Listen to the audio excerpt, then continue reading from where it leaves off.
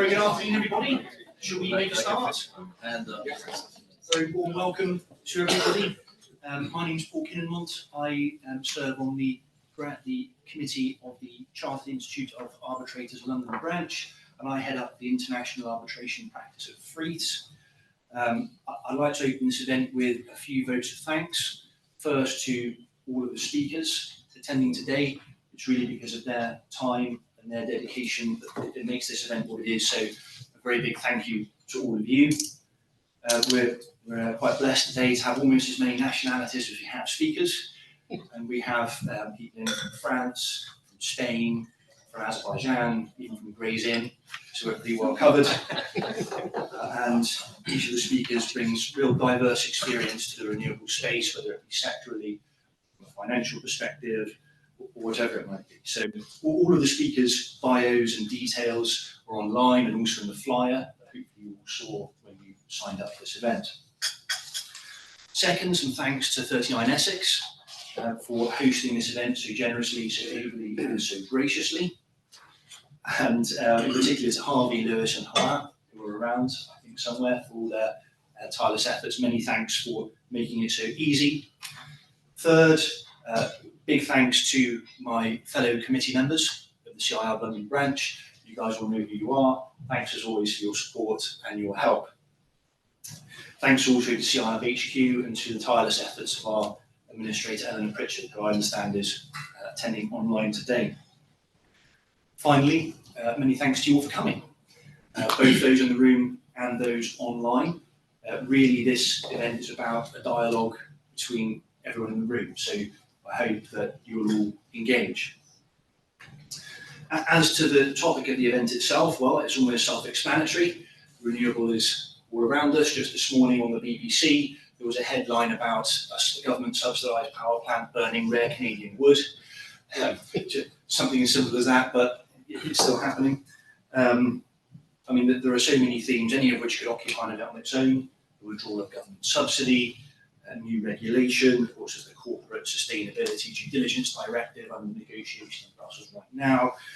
For one, there's public perceptions of the energy transition, and then there are new players, new financiers, new investors, new technologies, of course, in the sector. So all of today's speakers will be hoping to pick up on those so as to enable your clients, your investors, your colleagues to navigate what has become and is still becoming bumpier terrain in this space. The overall theme of this event is risks, opportunities and disputes. And each of the three panels we're lucky enough to have today will be approaching the renewable space from a different angle. So the first panel, you see before you here, ready for the fight, is going to be covering the pre-transaction stage, how to draft to account for risks and innovations, how to structure, how to finance, and to troubleshoot issues arising at that stage. After a short coffee break, and the coffee will be where you all came in, just that reception area outside, there'll be another panel that's going to pick up on issues arising during renewables transactions and projects. What happens, what can go wrong, how can that be addressed, and ideally how to avoid disputes and cement commercial relationships going forward. And then finally, after another coffee break, we'll get into a more disputes-focused panel. How can things go wrong, what happens when they do go wrong, and where those disputes are likely to come from going forward. I'll finish before handing over on a few logistical points. If there's a fire, please leave.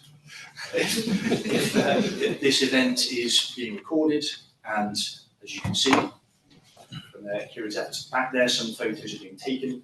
If you don't like that, you can also leave. And for those of you online who are very much encouraged to ask questions, if you could type them into the chat box, I'm going to endeavour to have those read out after those in the room have a chance to ask their questions. And those of you in the room will be handed a microphone for asking your questions so that those online are able to hear you. So, without further ado, unless anyone has any questions at this stage, I will hand over to you, Camilla, to start First panel, thank you. Thank you very much, Paul. Good afternoon. My name is Camilla Tahar. I'm a barrister here at 39 Essex, and I'm delighted to introduce our first panel discussion. As Paul mentioned, this is on risk allocation, challenges, innovations, and opportunities. And we have a fantastic selection of panelists today. We have Peter Lynch, who is Deputy Head of Renewables and Transition at UK Export Finance. Then have Tom Melby-Ida, who's an independent consultant, arbitrator and mediator, former General Counsel of Shell Upstream, BG Group and Equinor. And have Shada Duman, who's Special Counsel in the Global Project Energy and Infrastructure Finance Group at Millbank. And finally, Marianne Roth, who is Vice President Legal at Seaway 7, a global leader in offshore wind projects. And Marianne manages legal risk, compliance, and the legal function across Seaway 7's global activities. So to start off with, our panelists are going to do some scene setting. Looking at the wider picture, what are the main challenges and trends in relation to risk allocation across the renewables sectors? Peter, do you want to start us off? I'll try, thanks a lot. So just a very quick explanation, if anyone doesn't know what UK Export Finance is, small sample size I had before, the answer is no. We are the UK's export credit agency, so we will support UK exports overseas. And also, in a recent change to our mandate, we do look at inward investment into the UK as long as there's an export angle. So just very quickly, some of the opportunities that we've seen so far are monopile manufacturing in the northeast, which will be exported. We do those, that we've been able to support that, and also some offshore wind, some battery storage, and very new sectors for us. And another little bit of scene setting as well is that UK Export Finance ceased supporting fossil fuel projects in March 2021, which meant I ceased working on fossil fuel projects in 2021 because that was my job. So we now got a huge mandate to try to help the UK renewable industry, and that means supporting UK content. And it's also a less traditional project financing structure, which is where my specialism, if I can claim specialism in it, arises. It's a different type of structure that we have to attack. Most challenging is the quality of offtake, and that, I think, if you're looking at the risk allocation that we worry about the most, is probably it.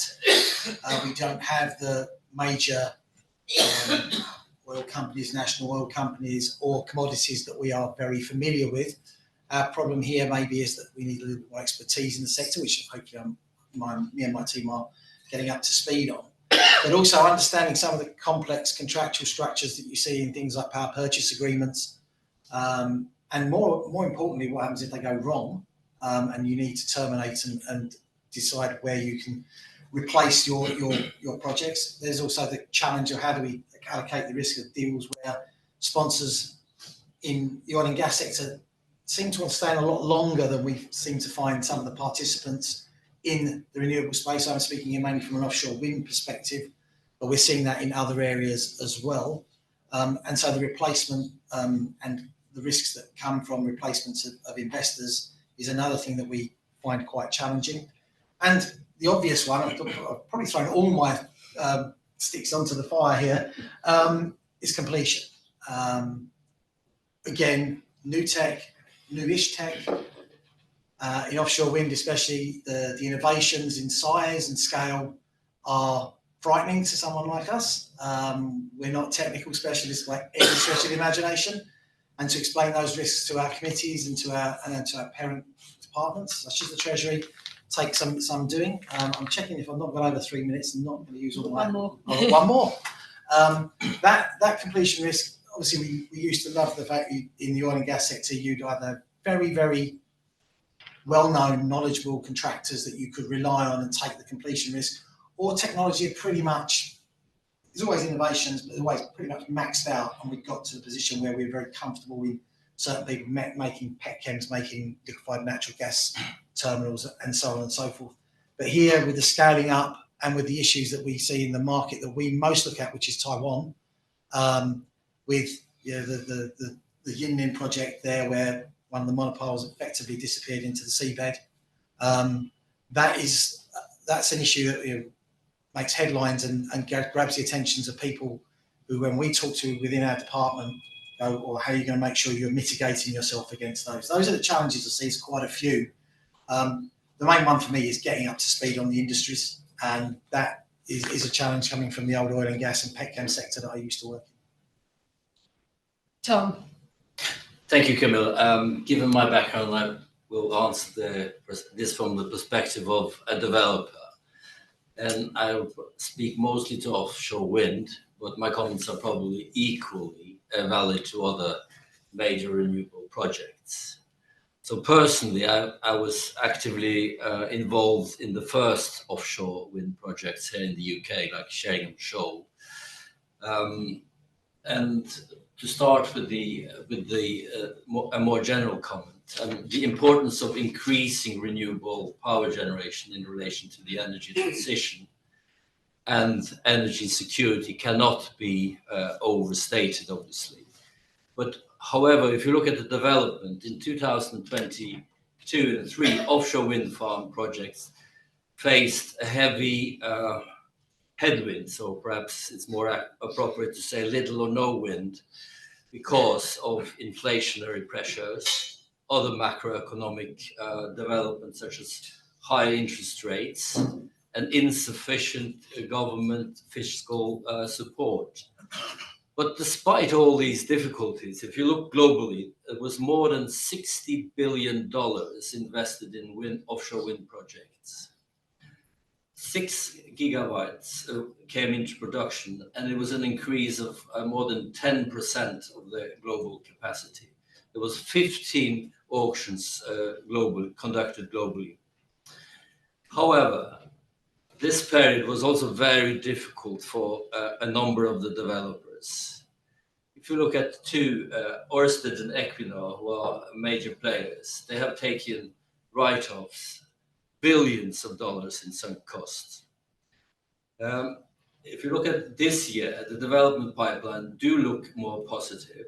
US and the EU have developed investment programs. Many countries have now also developed roadmaps and have improved terms for offshore winds, and that's including the UK.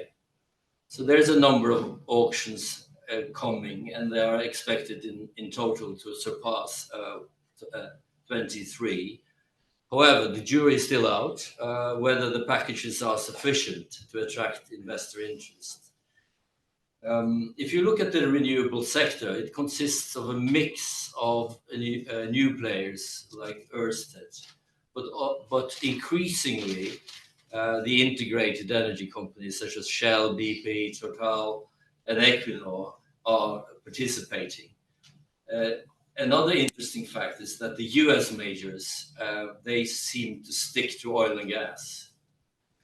And this have also resulted in that the European major have adjusted their course somewhat in the latest developments toward investing more in traditional oil and gas projects, because they will have higher expectations of return. With the increasing number of projects, as I mentioned, the contractor capacity and the inflationary pressures are still a serious concern. This is also an industry which Peter mentioned, with rapid technology developments, which from a risk point of view is a double-edged sword. It creates improvements, but many of these technologies are not proven, and that is obviously a concern. So in short, from the developer's point of view, the risk in renewable projects are mainly related to the macroeconomic environment, such as interest rate and inflation. And it's also relating to the government's ability to provide adequate fiscal support and predictable terms. Availability of partner funding and project financing is also important, and then contractor availability and technology risk. Thank you. Thank you, Tom. Shada, looking at and scene setting, looking at the wider picture. Thank you. I think we'll probably have a bit of overlap for your will. Yeah. Definitely by so- saying we just need nothing more to say. But I think just to reiterate the common themes, when we look at the wider picture, I think it's useful to step back and see why the risks are arising and what the causes are. We are obviously with the faster approaching climate change issues and also the uncertainty and caused by global unrest in certain areas have become much more focused on renewable energy, energy transition, and also energy transition adjacent technologies, whether that's carbon capture or other means, in a much more accelerated time frame. And that has come at a time where we've also been facing global inflationary issues post-COVID. And all of that together has led to a tighter construction market, more demand than supply in certain areas, higher raw materials, supply chain costs, and also insecurity in those supply chains, whether that's because of sanctions or other unrest in areas so that access to supply is restricted. And as Peter and Tom have both already mentioned, we're looking at new technologies to provide energy security in a clean, sustainable manner. And we're not familiar with all of them, and all of this creates contractual risk and cost risk, which has, we've always had this in project financings. It's just who bears the risk best. And in the traditional model, there has been completion support with sponsors who are more developed majors, who can stand behind it. More and more with the new technology, we're looking at more startup tech companies who are taking on projects which with the new technology which is not yet proven. So those are the causes for the risk. And when we look at the allocation, it's the same principles we've always had. It's just that there are more puzzle pieces that are slightly smaller that still need to come together. And I think there are many ways that we have mitigants for those, whether that's contingency funding, more input from technical advisors, but I think all of that's probably, I think for me, going to be in the next section. Right, me. Well, I agree with really everything that's been said already. I'll try and pull out a few things which we haven't necessarily touched on. And I'm not bored looking at my phone. I'm trying to be trying to do the Tom approach of using technology. So I mean, I think there's an interesting situation that we're in at the moment where the drive for renewables is obviously there, but there's a real dynamic with oil and gas because the global energy demand is still going up. Obviously, the global south, I'm not sure whether the terminology is changing, is it? But the global south still wants to increase. We're all increasing our demand. So renewables is going up, but so is energy usage generally. So, and that's causing political pressures because our politicians are saying, well, we love renewables, but actually we still need oil and gas. So there's that kind of dynamic going on. We don't think we've mentioned security yet. Obviously, the whole energy trilemma, security of energy source is important as well. Renewables clearly has its part to play in that, but then so does oil and gas. So, so I think our sense is that in terms of sort of the political, with a small p, drive and motivation towards renewables, it's obviously there. But people's, or certain governments' understanding of actually what we can deliver is not quite aligned.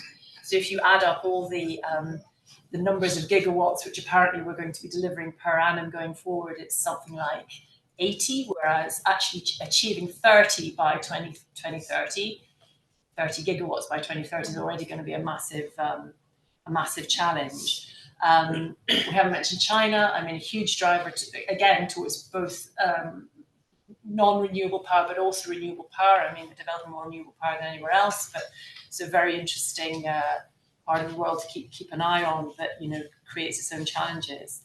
I think we've talked a little bit, certainly Tom was touching on this, around the sort of the balance around price points. So, we're a marine contractor, we've got supply chain under us, but we're part of the supply chain. We need to make a profit. So the developers and the government needs to actually, use taxpayers' money sensibly. So it's finding that balance right. And again, I think as Tom touched on, it's been tricky to achieve that. There have been auction rounds that have failed in the UK recently, and that doesn't help anyone. So getting that balance, I think, is difficult. Looking at it from a contractor's point of view in the renewables sector, we're very aware of kind of where projects funding comes from, and that whole sort of investor piece. So there's again, I think, talking about Equinor, my understanding is, and people will correct me if I'm wrong, but Equinor, immediately after they announced their most recent set of results, which put emphasis both on oil and gas, but also significantly on renewables, their share price went down, whereas other integrated energy companies and so on, who put more of an emphasis on oil and gas recently, share price tends to not take those kind of hits. So I think there's still a challenge between companies that are driven by potentially shareholders with potentially some more sort of short-term views and wishes, compared to kind of governments and industry players like ourselves, and maybe having a slightly longer-term view. So, we think renewables are great, but do we actually want to put our money there? And those are the sort of challenges that I think we're seeing at our level. Thank you very much. So we've set the scene looking at the diversity of numerous challenges in the wider picture. And have individually touched on this to a certain extent, but if we could look into a little bit more detail, the key risks from your specific perspectives. And Peter, perhaps start us off again. Okay, I'll probably come in from offshore wind, as it's the one I'm most involved in. I'm currently working on deals in the solar sector as well. Our biggest challenge, and to a certain degree risk, because it comes into the reputational side, is we're here to support UK exporters, and UK content in these deals can be quite, technical phrase, skinny, certainly in solar, where we do not make a huge amount as the UK. So balancing up our need to again meet the renewables agenda that we have a very stiff target to meet from our own perspective of business supported, and therefore the knocking on for things like for the SME sector and the supply chain, which is something I feel very passionate about from my days in the oil and gas side. Getting that message across and out when you've already got a model there for some of the things like the offshore wind projects. How many times have developers said to me, this is a precedent, you've done this before. And I'm going, I personally haven't. I've been working on oil and gas, my colleagues previously did this. That's a risk, because you can, in my view, I think you can take that a little bit too much for granted, and you've got to do the proper due diligence on each of these transactions, because they are all, even if they're very similar structures, very different, different technological challenges. Another big risk that we've got is portfolio and concentration risk. It's mentioned here about China. I think Mary mentioned China. China is knocking on the door, literally and figuratively, of our major market that we have offshore wind risk in Taiwan. That concentration, we've done 4 transactions there. I think, I've not got the exact numbers on me, but around about $1 billion of support. And that's quite a healthy chunk for us, for things to go wrong. And that pipeline is not stopping. So we obviously want to diversify and find other markets that we can do. And the biggest market nearby that we can't, obviously, is the UK, because there's other institutions that do that for us. On the completion side, I'm very fortunate in the transaction I'm working has that completion support model, which I'm not saying I'm sitting back and relaxing and chilling out on it, but it's very nice. The next one up doesn't. And so that model It's something that, again, we've done before. But again, I'm going to have that word precedent thrown at me, and the technical challenges and the technical scale has moved up since the precedent. Those are the sort of key risks that I see from our understanding. We, as I think it's alluded to, we don't necessarily need to make a profit as UK Export Finance, but we mustn't make a loss over the medium term. We're not a subsidy organisation. We're here to support UK exports, but not to subsidise them. I had a transaction recently where there was a grant made by another government department, and that caused some fun, because if you mix the two packages in, we started getting things like state aid questions put on us, which is an interesting dilemma. New challenges for us in just understanding it. And the final one I would say is the target that we've got is enormous and daunting. And if any of you out there think that there's UK content going into deals that may be bankable, please come and talk to us. I mean, I'm doing the selling pitch here, but we are very keen to help on all aspects of getting and securing UK content. You can do many different things, but those I think are the key risks. A little bit of repetition, but hopefully a little more detail on where I see some of the portfolio stuff, which I think is one of our big concerns. Thank you, Peter. Tom. Thank you, Camilla. On a positive note, I want to mention that it's a great selling point for the UK, having done the first big offshore wind farms. So, and now the rest of the world is following suit. And it's not only for the export finance, but also for the legal community and other finance providers and such, and contractors. So that's on the positive side. What I mentioned in relation to key risks is, the macro environment, the government's ability to provide adequate support in predictable terms, and then the funding and financing, contractor ability, and technical risks. If you look at the government side, these tender processes vary a lot from country to country, and they can be very complex. And there are a number of them at the same time, and there's no international standard as you would find in the oil and gas industry with 100 years of experience. So it's quite a daunting task for the developers to maneuver in this landscape. Then in the oil and gas industry, you have the NGOs after you when you looking for licenses. This is slightly different for the offshore wind and for wind projects. Then there's local stakeholders and indigenous populations that are protesting increasingly, and this may, of course, cause delays in permitting and execution. Thirdly, predictable terms is important, but we have seen also here in the UK, the government support element can be subject to change. Also, the reference I can make to the Spanish investor state cases. So there's a general uncertainty around the terms. And to add to that, we have the withdrawal from the Energy Charter Treaty, and also the decision from the EU on intra-EU investor protection.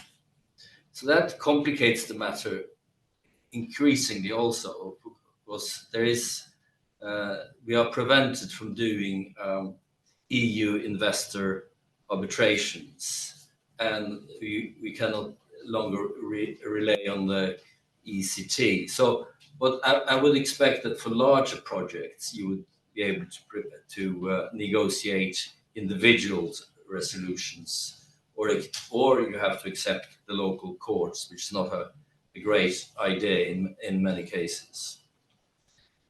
And as the market is also a mix of oil and gas players, utility, and new entrants, there's different expectations around how you run a joint venture, and this may cause a risk in itself. There can be complicated discussions around the operator's role, how do you do investment decisions, the partner funding, and also the takeoff arrangements. Project finance is also more common in renewable projects than in traditional oil and gas And that invites a third party into the discussions, which obviously have to be managed and may complicate matters. We have discussed technology, and I think also due to the fact that there are many projects in pipeline, qualified contractors are in high demand and may also be a bottleneck, obviously. This can increase the risk both in terms of prices, availability, and quality. So we have mentioned that compared to oil and gas, these renewable projects the margins are much thinner. And this fact contributes, in fact, to a much more focus in the negotiation on allocation of risk. And these contracts are to a larger extent tailor-made than you would find in traditional oil and gas.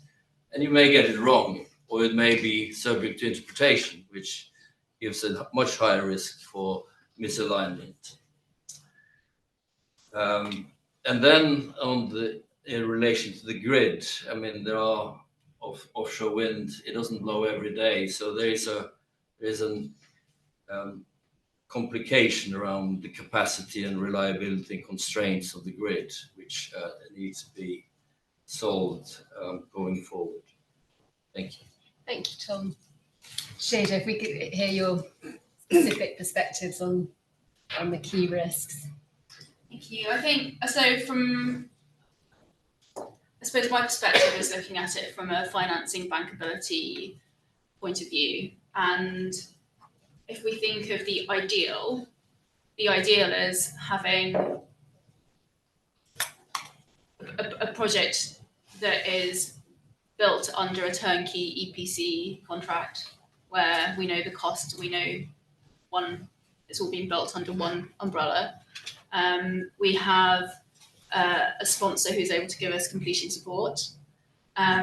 We have long-term supply for whatever raw material is needed at a fixed price, and we have an offtake for the duration of the financing at a sufficient level to discharge the financing and take equity back to the sponsors.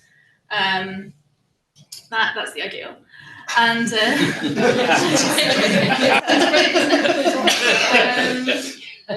it is more complicated now with new technology and new players. We are finding that there aren't really EPC contractors who are able to do, even if they wish to, that they're not able to do every aspect of these new technologies. And therefore that naturally brings in separate contracting, building contracts, which causes interface risk between the contractors, the potential for cost and time overruns. So that's I suppose the first risk. There are ways to mitigate it. So we are seeing heightened communication between the project company and the contractors, the use of EPCM structures. So there's someone managing the contractual relationship between the parties. More emphasis on milestones and when they are completed as the contracting goes along. And on the debt side, potentially linking release of funding to milestones that need to be achieved. And other mitigants are building into the base case budget the buffers that people can foresee, so that you don't end up with a funding shortfall, which is one of the worst positions to be in. And also having equity put in by the sponsor upfront because there isn't a completion guarantee to look to. We're also seeing increased scope of technical advisory roles, both on market advisors, because we need to know raw material supply, stability of it, pricing of it, where it's coming from, and also, what the offtake is going to be. So I suppose that was the first part, construction. Then move on to the offtake risk. Again, we're not really seeing offtakes which are as long-term enough to cover the entire financing. But there, some of the mitigants and some of the technologies that we're seeing, for example, batteries, is that the off-takers are actually also themselves investing into the projects. So they are then, incentivized to be there for the project if there are any delays. I suppose the next one we've already touched on is supply chain risk and pricing. So because we don't have fixed pricing on certain of the materials, rare minerals, critical materials, we're finding that some cases that risk is able to be mitigated by passing through to the off-taker. So the off-take contracts are drafted in a way that manages that risk. And again, we are seeing, taking as an example, critical minerals, off-takers are actually starting to invest in mining through investments into junior mining companies. So there are commonalities throughout the capital and offtake structures. We've touched on counterparty risk, so the fact that we are having startups rather than major sponsors. But again, the risks there are to a degree look to be mitigated by these commonalities of investors, offtakes, and raw material suppliers. And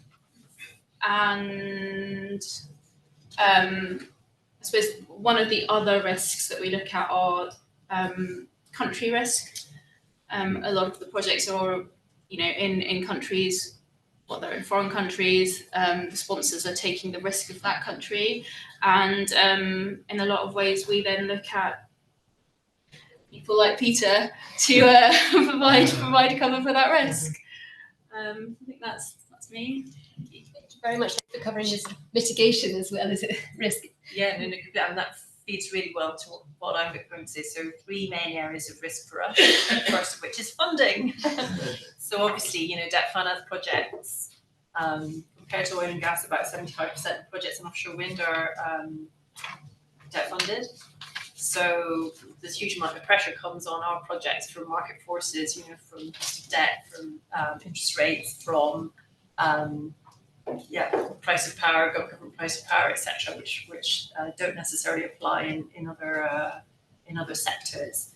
So looking at it from the contractor's point of view, the fact that banks have such an importance in the way our projects are funded means that developers under a lot of pressure to push risk down the supply chain, means it comes to us, means it goes through us down to our suppliers. And certainly in recent years, there's been, and we continue to try and do this, push back up again, because actually if you've got a supply chain and can't make any money, then you're not going to have any projects. So again, it's back to finding that balancing point.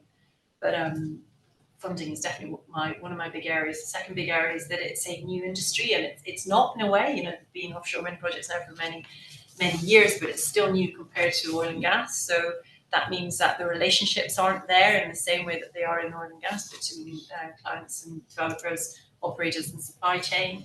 We're still developing those relationships. We're still building those elements of trust. There's no standard way of contracting. So again, I think this has been touched on before, but BIDIC is still the base form for offshore wind. It's a very odd thing for people coming out of the oil and gas sector who are used to logic, much more light touch. So that's the fact that there's no kind of industry standard about how we contract is a big issue. And I think the fact that sort of projects are getting bigger all the time, the fact that things are changing all the time means that ability to understand risk, understand how a project's scaling, etc., is not quite there. So that's a whole new industry piece. And then leading on to my last one, which is sort of linked to what I've just said, which is this sort of constant growth, constant change. So turbines are getting bigger, foundations are getting bigger. That doesn't just mean that, well, it means you need bigger vessels, it means you need bigger equipment, it means you have to keep designing everything. Whenever you have changing design, you have changing risk, you have to know who to allocate it to. So for us, that's a key point of challenge. We talked about new geographical areas, Taiwan and your disappearing monopiles. You know, the ground risk in Taiwan is a topic that people have been grappling with. You know, moving across to the States, you know, who knew the impact that marine mammals would have on project, you know, there's particular things that happen in particular geographies that you have to get used to, and obviously jurisdictional challenges as well. So that sort of constant movement, constant growth, constant change in that as well. And then again, I think we touched on this before, you know, there's only so many vessels in the world, offshore construction need vessels. So there's a pinch on the growth of the market depending on how many vessels we've got. So it's capital outlay needed, and how are we going to achieve the growth in the industry without that? So so funding, new industry, change. Thank you so much. So we've already set out quite a few risks in this area, and I'm now going to ask you to look at the future, so even further into the future than the risk that you've outlined. What challenges, innovations, and opportunities in relation to risk allocation do you see coming down the pipeline, Peter? Those three words are interesting because the innovation is the challenge and the opportunity. That was a horrible cliche, wasn't it? But it's true. And it sort of brought home to me. We set up a new team in UK for renewables 3 years ago. And we made a list of the industries that we thought were covered by it. And I don't think we finished yet. The challenge we've got is, where do we go? Where do we actually concentrate the limited resource? And don't want to cry poverty from the UK government, but we don't have infinite staff to do this. And what are the key target areas where we'll get most benefit for the UK? Sounds very selfish, but that's actually our mandate and as part of the international trade agenda. And one of the sectors, a couple I bring out, like hydrogen and carbon capture. There are some very interesting debates in terms of what risks does UKEF take on in those, given that, for example, carbon capture may be extending the life of oil and gas projects, for example. These are elements that we have to consider that probably the banks obviously don't have to do as much in terms of almost like statutory or regulatory requirements that we've got. But the opportunities in hydrogen, for example, are immense. But the single question that keeps coming back to me on this one, and I'm sorry I keep going with challenges rather than opportunities, but I was a risk person at heart, so I probably look at challenges more than opportunities. But the thing there is where is the export? Hydrogen itself is not a massively easy commodity to export. So we're looking at where's the technology in the UK that can be exported. And then you get, are we prepared to go that little bit extra in terms of our risk tolerance? Instead of looking for those dream projects in the investment grade bracket, which the banks usually take off us anyway, and probably should do, because that's, we're here to complement the private sector, not compete. That's been drilled into me in the 32 and a half years I've worked for us. But also, we sit mainly in the double B range in terms of the Moody's S&P rating sort of range. How much are we prepared to go into real big deals in that single B range? And it's easy to sit there and go, yeah, let's do it. Because project finance, quite often when the traditional models, you never usually you lose all your money on it. You always get some back. The projects that usually fail with us have been not enough revenue rather than no revenue. So your loss isn't as supposedly as big. It's easy to sit back and say, yeah, that's how it's been. But when we get tested mainly on some of the projects that might go wrong in this innovative space, that'll be when we really test our own mettle. We've already turned down deals, for example, because of lack of quality of offtake. Knowing that we've also extended in the OECD the terms of repayment that you're allowed to do for renewables out to 22 years. The traditional oil and gas model would be 12 to 15. We've been able to do that, which then rubs up, as Shada said, on the terms of the contracts and the offtake contracts. But the opportunities are vast. I mean, the chances to go into markets that UKEF weren't in Europe. We hope to look at things like Poland, markets like Poland in the offshore wind space. Hydrogen, we talk in areas like Australia. Again, not our traditional areas where we play because of the OECD nature of them, but where projects may be quite interesting and innovative for us. Lots of other things I said to Camilla before, and I could talk for England on this one regarding where we're at. But we do have a large appetite for risk. I just really like to see it tested. I'm the person who has to go in front of the committee and get beaten up if it's a bit too risky. But it's all good fun, and we do. So that's the opportunity that we see coming up. It is that financial objective that we have overall about not being a net risk to the taxpayer. Our business volumes have gone up enormously since the pandemic because we've taken new innovative products both in the UK market and overseas. And that innovation is continuing in terms of things looking like first loss provisions, taking those risks, not that I pretend I understand a lot of them, but and looking more in some of the trade finance elements in terms of bond support, performance support, so on and so forth. These are things that we are always looking at to develop our products further. It can be quite daunting, but that's what we're here for, and that's why I think we are quite highly regarded as an export credit agency in the world. Also, our guarantee prices really well in the market, so I'm pretty sure that's probably more an important factor than our innovation, but it is still something that we are well regarded for. Peter. Tom. Well, in short, I should say, if there's a will, there's a way. So, and we have come a very long way since the first offshore wind projects in the UK and other places. So there's an entirely new generation. I think, as Paul suggested in his introduction, it will be a bumpy ride, short to medium term. It's a transformation. The oil and gas sector is still investing. There's more need for energy, but at some point they will reduce the investments into oil and gas, and then it's obviously needed to be replaced by renewable energy in some shape or form. So in the short to medium term, it will be a bumpy ride. There will be a number of areas of dispute, I think, but over time, when the technology is maturing, it will be a friend. And when the contractor relationships are more developing into partnership, you have a standardized contracting format, it will be simpler. And then if also the government can align on how they launch these projects more than they do today, it will also be easier for the industry to meet the investment targets. So in the long run, I'm quite optimistic. Thank you, Tom. Shada.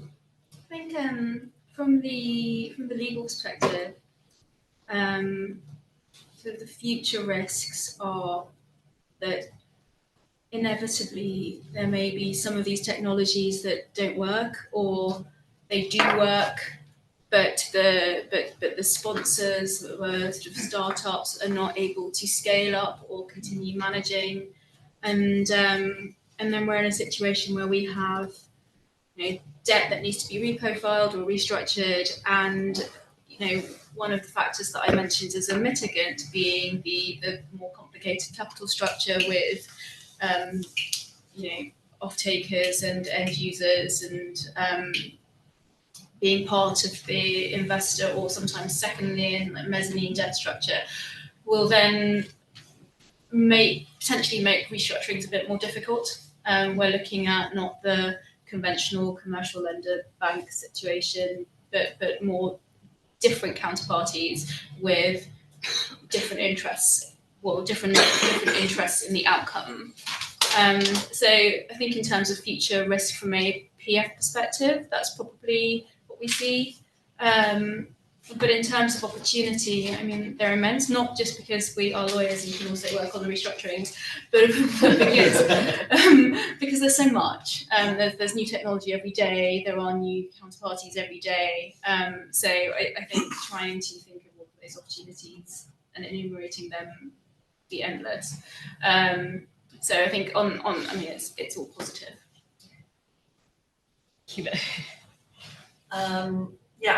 Again, very positive. I think projects are getting bigger, so there's that sort of risk and opportunities. So we're seeing more people looking at contractor level entering into JVs and delivering projects in that way, which introduces new issues, but also bigger and better projects, different ways of collaborating, different ways of structuring those relationships.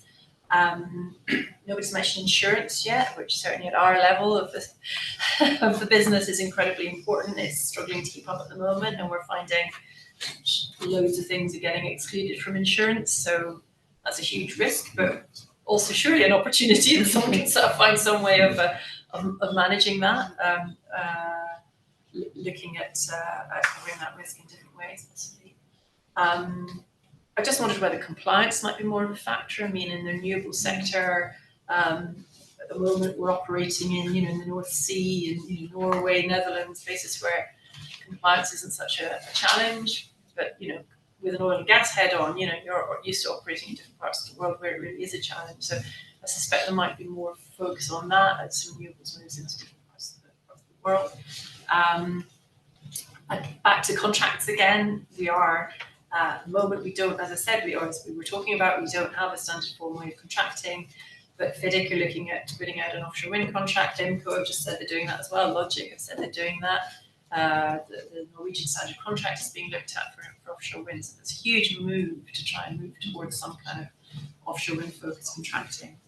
And then a final thought really is frame agreements have been used for a long time in the gas sector. Is that something that maybe renewables will start looking at more, certainly where much more building relationships, regular relationships with clients, and that just makes projects go much more easily. But is that sort of level of collaboration some different way of approaching things in a more sort of, dare I say, alliancing type approach?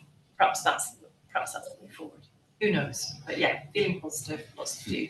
Thank you very much. It's helpful to end on a positive note in a panel on risk. We now have some time to open up the floor of the room to questions, and we'd start off by offering questions to the room first, and then to anyone who has questions from Zoom.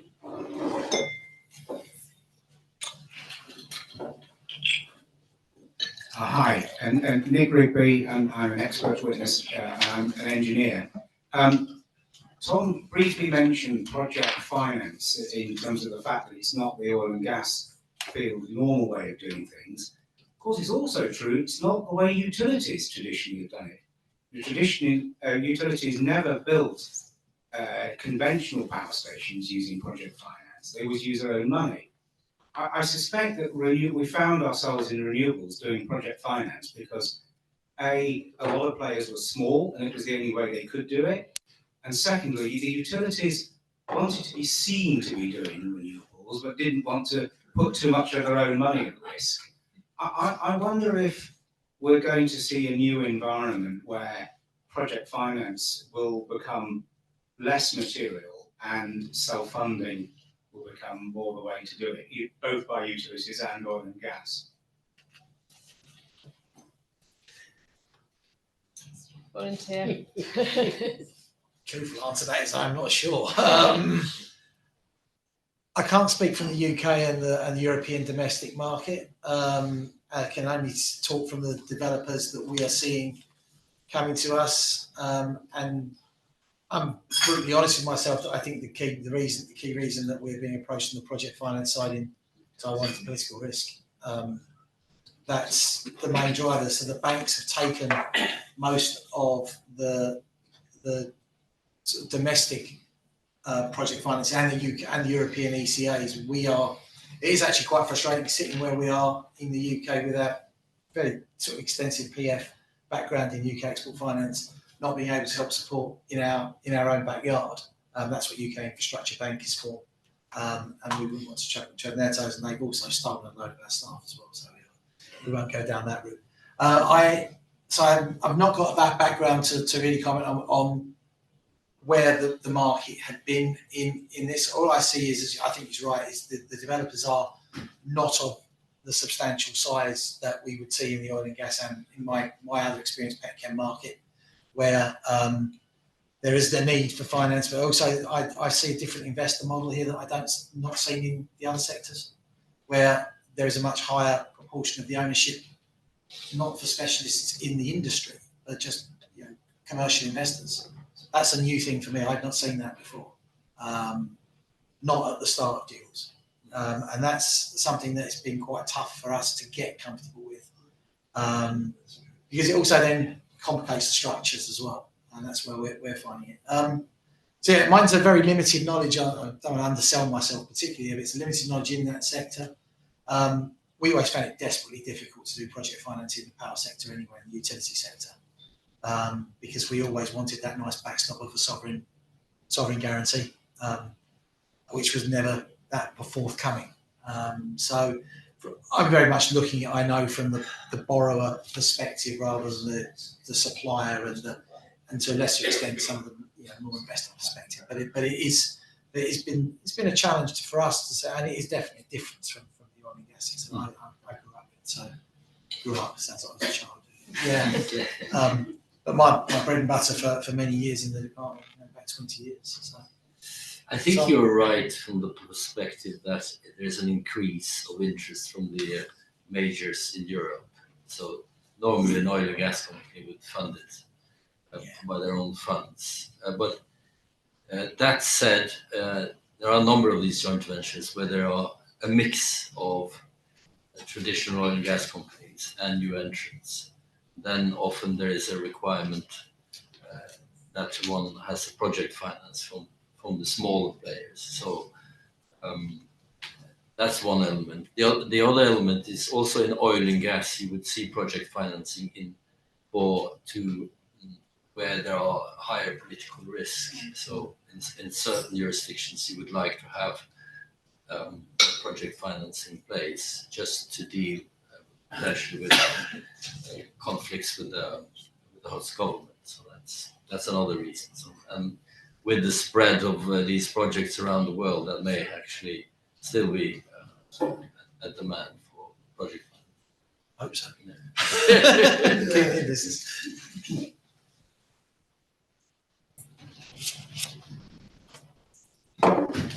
Thank you very much, panel. My name is Matthew. Good morning. I'm a delay and disruption expert.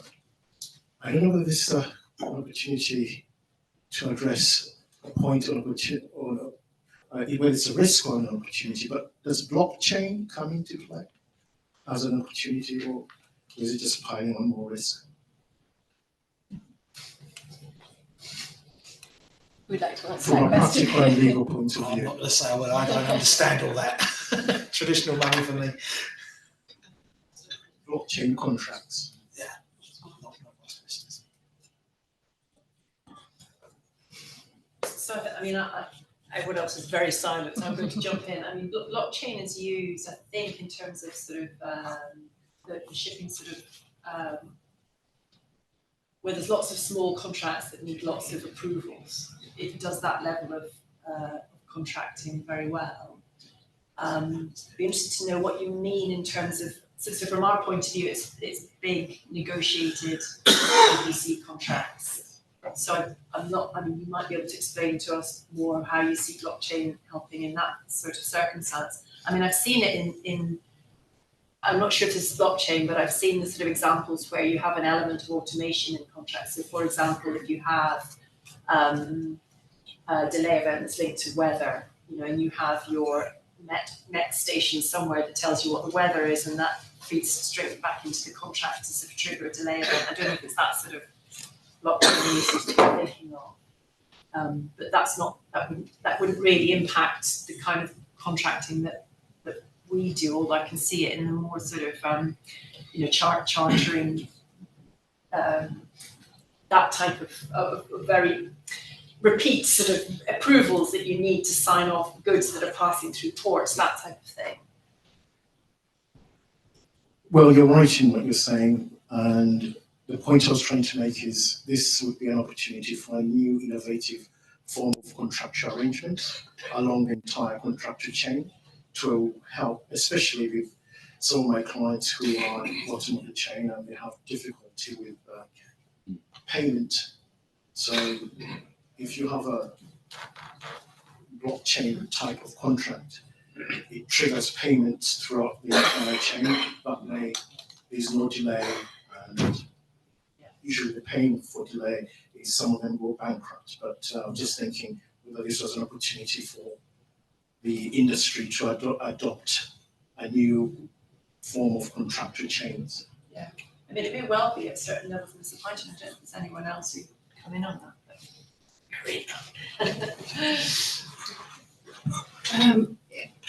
Just playing this through, that means you would have to hold probably a large amount of cryptocurrencies in order to facilitate the sort of blockchain and smart contracts, I guess, which would then add, of course, an additional currency risk.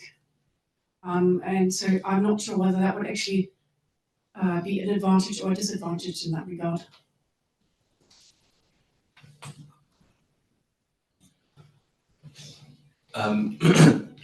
I know nothing about blockchain, but I found that discussion extremely interesting. Payment, though, at low levels of the supply chain, I wonder if there are two things you could consider. One is sort of use of project bank accounts and PPAs, which we see a lot in the UK on big infrastructure projects. And the other thing I'm personally interested in is the government's looking at sort of extending the Housing Grants Act and the Construction Act to offshore wind farms. So the Housing Grants Act introduces statutory adjudication, so you get a protection measure there, but also it bans things like unpaid clauses and stuff like that. So I think a combination of the two might help in terms of payment down to the supply chain. Any other questions in the room? Put up your hand. Thank you very much. I'm a lawyer and a consultant to developer. Can I invite the panel to share some views as to the role of international investment treaties in cross-border deals? And apart from traditional contract approach, how far or how meaningful do you think to structure something when you are planning a project to leave a way if the contract value still got a way to rely on the treaty to either sue the host country or fight for a settlement in some way? Is that realistic in terms of your views? Ask you what you think about the ECT, actually. Going back to you, since you're obviously very interested. I'm not sure it's for me to answer really, because investment treaties are not, they're not directly relevant to us at the contractor levels. I'm going to shoot that one down the panel, but I'd be really interested to hear what everyone thinks about it. I touched upon it in my introduction. I think these are major capex projects. So, and normally there's an upfront investment, and it's quite a long way down the road before you get your money back. So in that sense, there's and it's normally in one jurisdiction. So there's a high concentration of risk, and you have put yourself in a vulnerable position, of course, with the upfront investment done. So in the oil and gas industry, investor protection is crucial for all investments, and it's part of the assessment of the country risk. And you would look at whether the country in question would accept an international, have a bilateral treaty, whether there is the Energy Charter Treaty is applicable, or whether there is some acceptance for international use of English law, for instance, or international arbitration. So all these elements are being considered. So in at least where oil and gas companies are entering into this field, this will be the same type of concern. And the worry is obviously within the EU that the intra-EU investments, you cannot rely on the bilateral investment treaty. So the question is then whether you can agree on an individual institutional arbitration solution, and that's also being discussed. But I think that's one way, because you do not necessarily want to end up in a situation where you totally rely on ordinary courts in the country where you do the investment, even though it's EU, or there's still some favorism, especially when it relates to large infrastructure investments. So one would try to find ways around it, and it's becoming much more complicated these days. Outside the EU, it's obviously easier because you don't have the restraints. A lot of countries have bilateral investment treaties, even though you can say that these treaties are being weakened somewhat, but normally that is actually in relation to oil and gas projects rather than renewable projects. So you would think that you are in a better position in terms of investor protection in relation to renewable projects outside of the EU. So that would be my take on it. I mean, does anyone? Obviously, we don't need to rely on them, and they don't offer us a route. But I don't understand why ECT is being regarded as anti-renewables, and that was one of the excuses that the government has brought forward about it. I don't think it's contentious. Does it? I mean, why is? Because presumably it offers a route for renewables projects as much as for oil and gas. I would entirely agree. And if you look at the statistics, most of the cases in relation to ECT are renewable cases. There are very few oil and gas cases. And all the majors normally would not rely on the ECT. They will negotiate individual solutions based on bilateral investment treaties. So within the EU, the more worrying situation is that you cannot rely on bilateral investment treaties within the European Union. But outside you still have that opportunity. And for an oil and gas company as a developer also in renewables, that's good enough. Yeah. Microphone's back there. Thank you.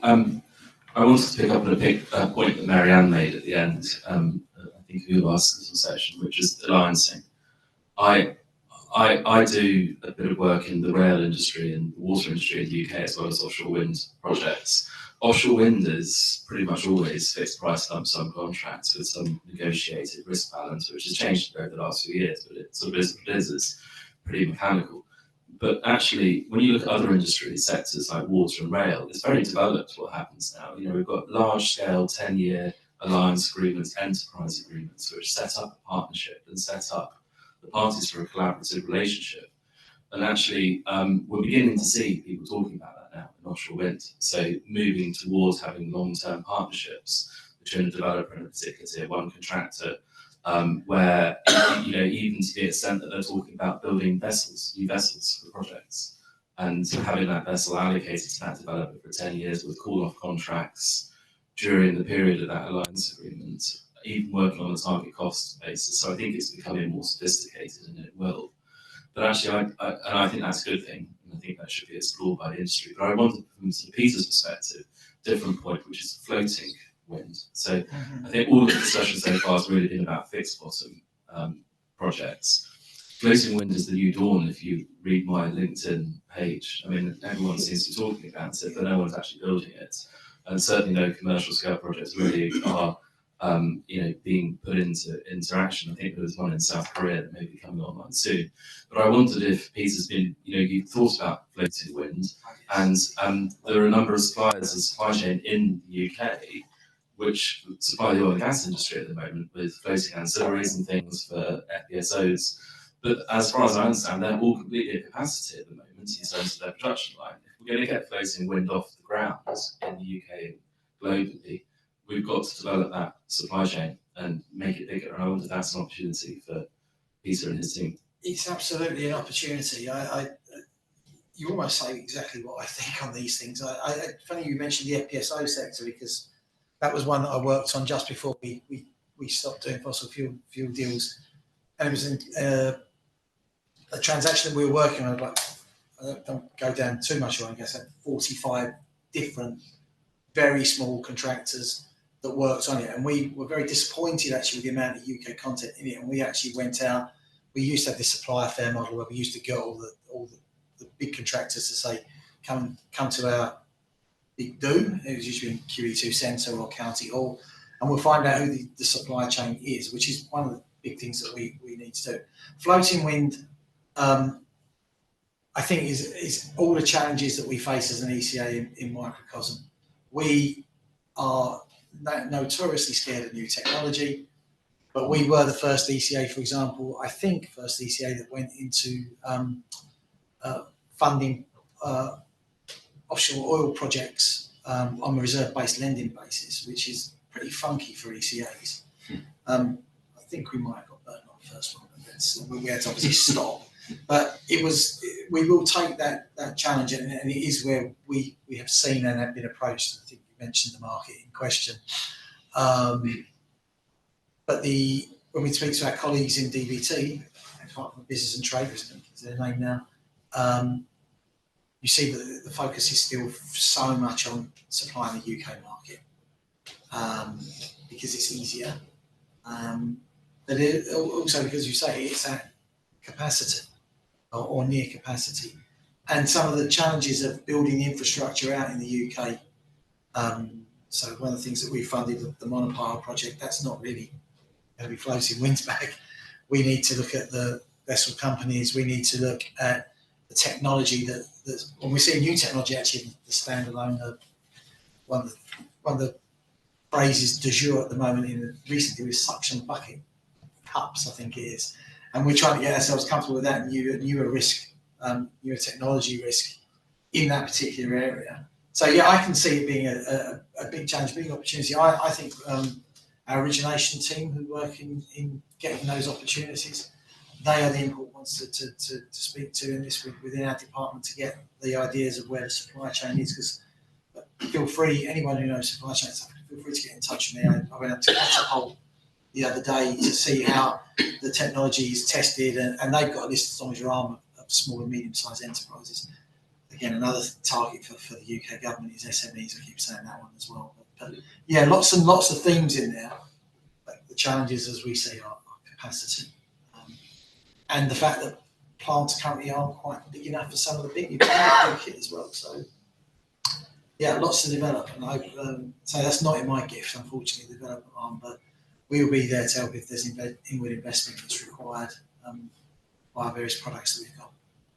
And we're getting quite close to the end. Oh, just checking if there are any questions on Zoom. If not, no, because we might have time for one last room question. Just touching on the floating wind aspect there, so I work for in supply chain myself with mooring equipment and services, and what we're seeing is an over specification from developers and a lack of standardization. So Anna, what's your views on the risk of that over specification, not really communicating with the supply chain early enough on that, and the lack of standardization, which is just driving that risk further into the supply chain? Well, I mean, I'll jump in. I agree with that. I mean, I slightly answering the previous question as well. I think the issue isn't necessarily around the technology, but around the kind of commercial risk profile. I mean, we're quite a long way off floating wind because we still haven't got a risk profile that people are sufficiently happy with in fixed wind. You know, and until we've got that right, then floating wind is just harder. It's quite difficult having a big floaty thing with a big thing on top rather than a fixed one, you know. And so, but to your specific point, yeah,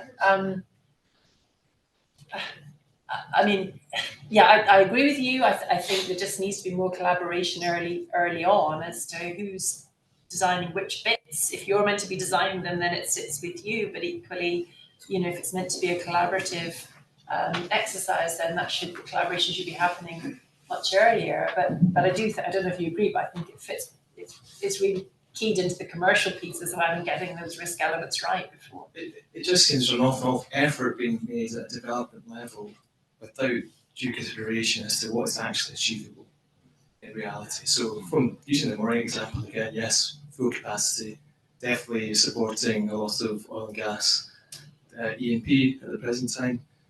But just to use an example, this is going to be a bit technical, but you usually have 73 mil chain for FPSOs.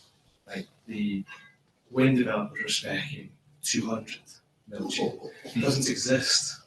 One manufacturer in the world is in China. So it's just a rationalization and a sort of reality check as to what are we actually doing, why are we doing it this way, and engaging with the experts earlier, particularly those who've come from an oil and gas background because they've done it before. Which is quite a contrary thing to say in some of these settings, but it is more of the reality. But it's about having an international, or it's a UK design code or standard that sets the rules. Because Exactly you right. don't even have that in fixed option. You know, Standardization that is lacking. Well, it's getting to tea time, so I'm sure there's lots of conversation that you can continue over a cup of tea in the break, and I think you're coming back here at 3:30. Is that right? And thank you very much to our panel. It's fascinating.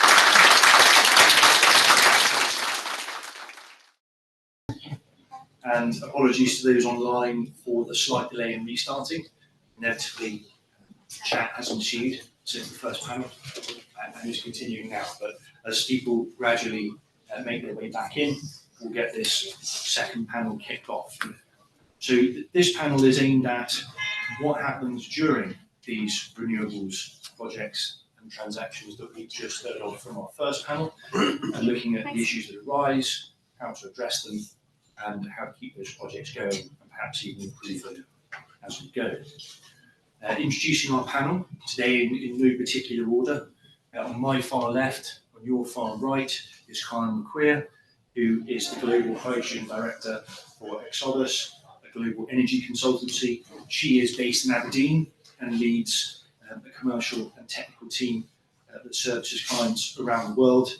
She's been involved in several government and private hydrogen initiatives, so we look forward to hearing from her. Sitting to my immediate left, here and your far left as well, is Jose Manuel Gutierrez Delgado, who kindly joins us from Madrid today. Until recently, he was the abogado de Estado, the lawyer for the state of Spain, and headed up many of Spain's responses to international arbitrations in the renewable space. Even more recently, he was the legal counsellor to Spain's permanent representation to the European Union, and even more recently, he joined private practice and is the managing partner of LCS Abogados in Madrid. Sitting next to Jose Manuel is Dennis Sorebe, an investment principal at Global Infrastructure Partners, GIP, one of the biggest infrastructure funds in the world, with hundreds of billions of assets under management. Dennis has been at GIP for some 12 years. He specialises in transactions and investments across the energy space, but more recently has focused more on the renewable side. He was a key part of investments in Naturgy, then Energy, and in 3 offshore wind partnerships between GIP and Ørsted, and more recently led the divestment of Hornsea 1. So look forward to hearing from him on offshore wind. And finally, last but by no means least, Rua Hussaina, who is the head of Energy Transition Services at ERC Evolution, with over 15 years of industry experience. ERC is a climate and sustainability consultancy that provides independent assurance and technical services for the energy transition. And Rua today is going to talk to us about geothermal energy in particular, and the risks and innovations arising there. And for those of you who weren't here earlier, my name is Paul Kinmold. I serve on the committee of the CIR London branch, and I head up the international arbitration operator at Freaks.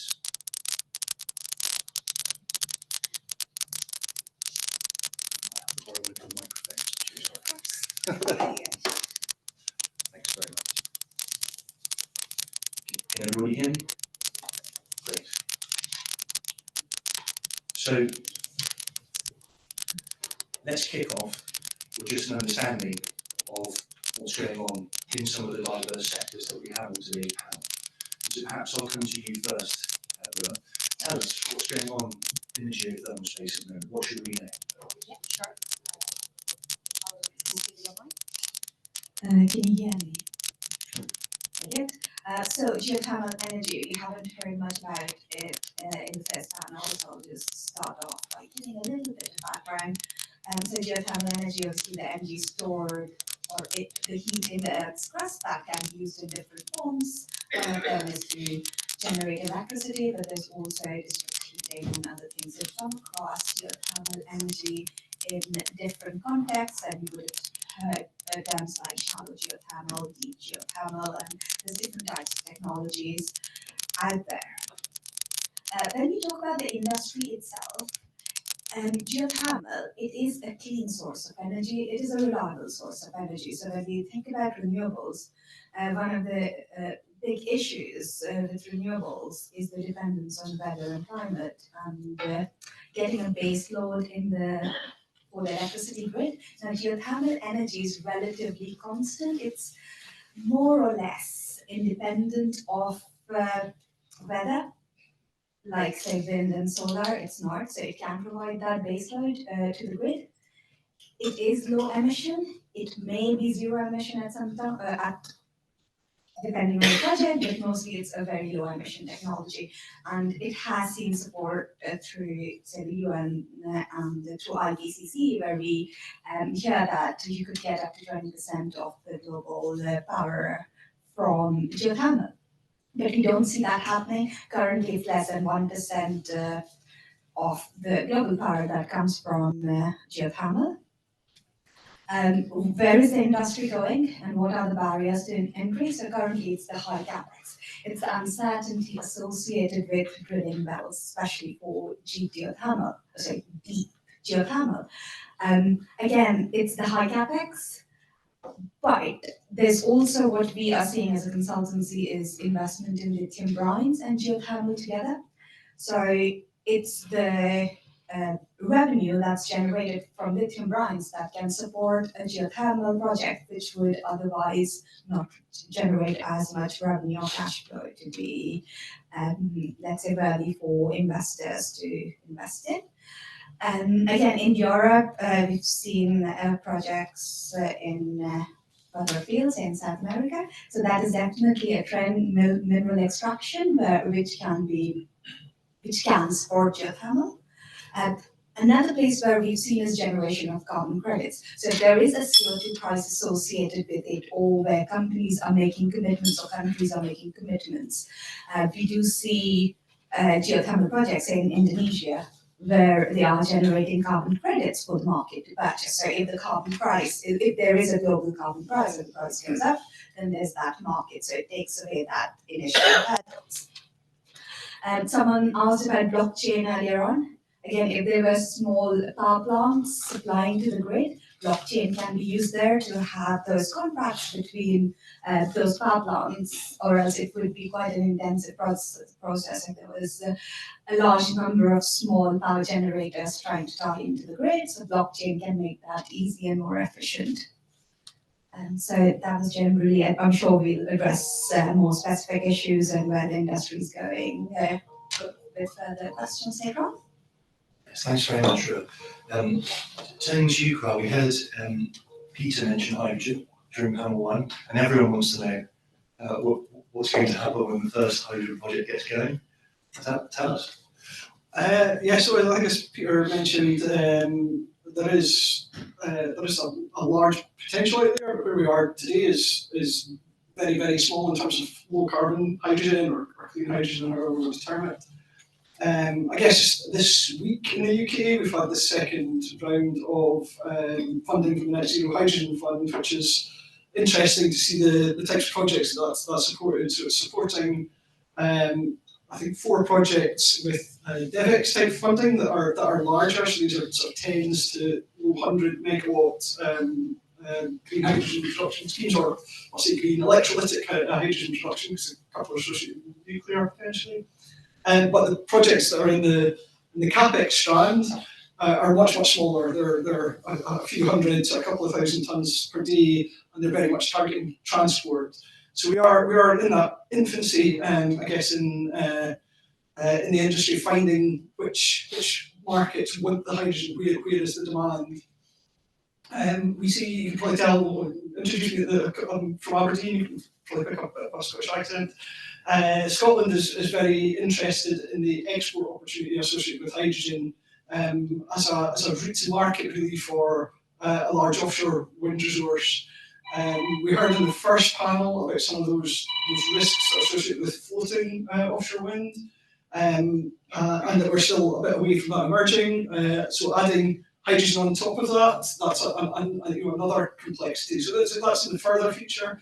But again, that's where a lot of work at the moment is going to into investigating what is that potential and how can we make it happen. We've got a very large ambition from Europe to use hydrogen. Europe's looking for 10 million tonnes of hydrogen a year by 2030 imported from outside of the EU.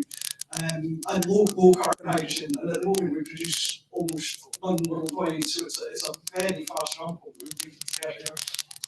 And then in other regions in the US, we've seen through the Inflation Reduction Act some very interesting and quite significant subsidies for green hydrogen production that are attracting a lot of interest, and a number of hubs being funded, which really look like they're targeting the demand side and trying to get clusters of demand in different sectors, or transport, or industrial, or new fuels, these kinds of things.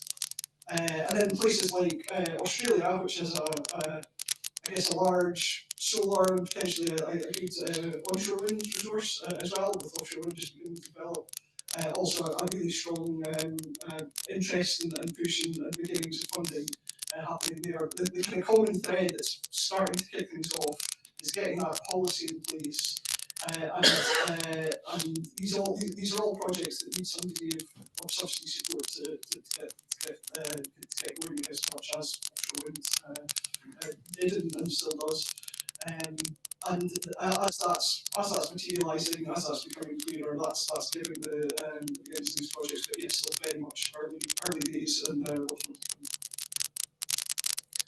Thank you very much.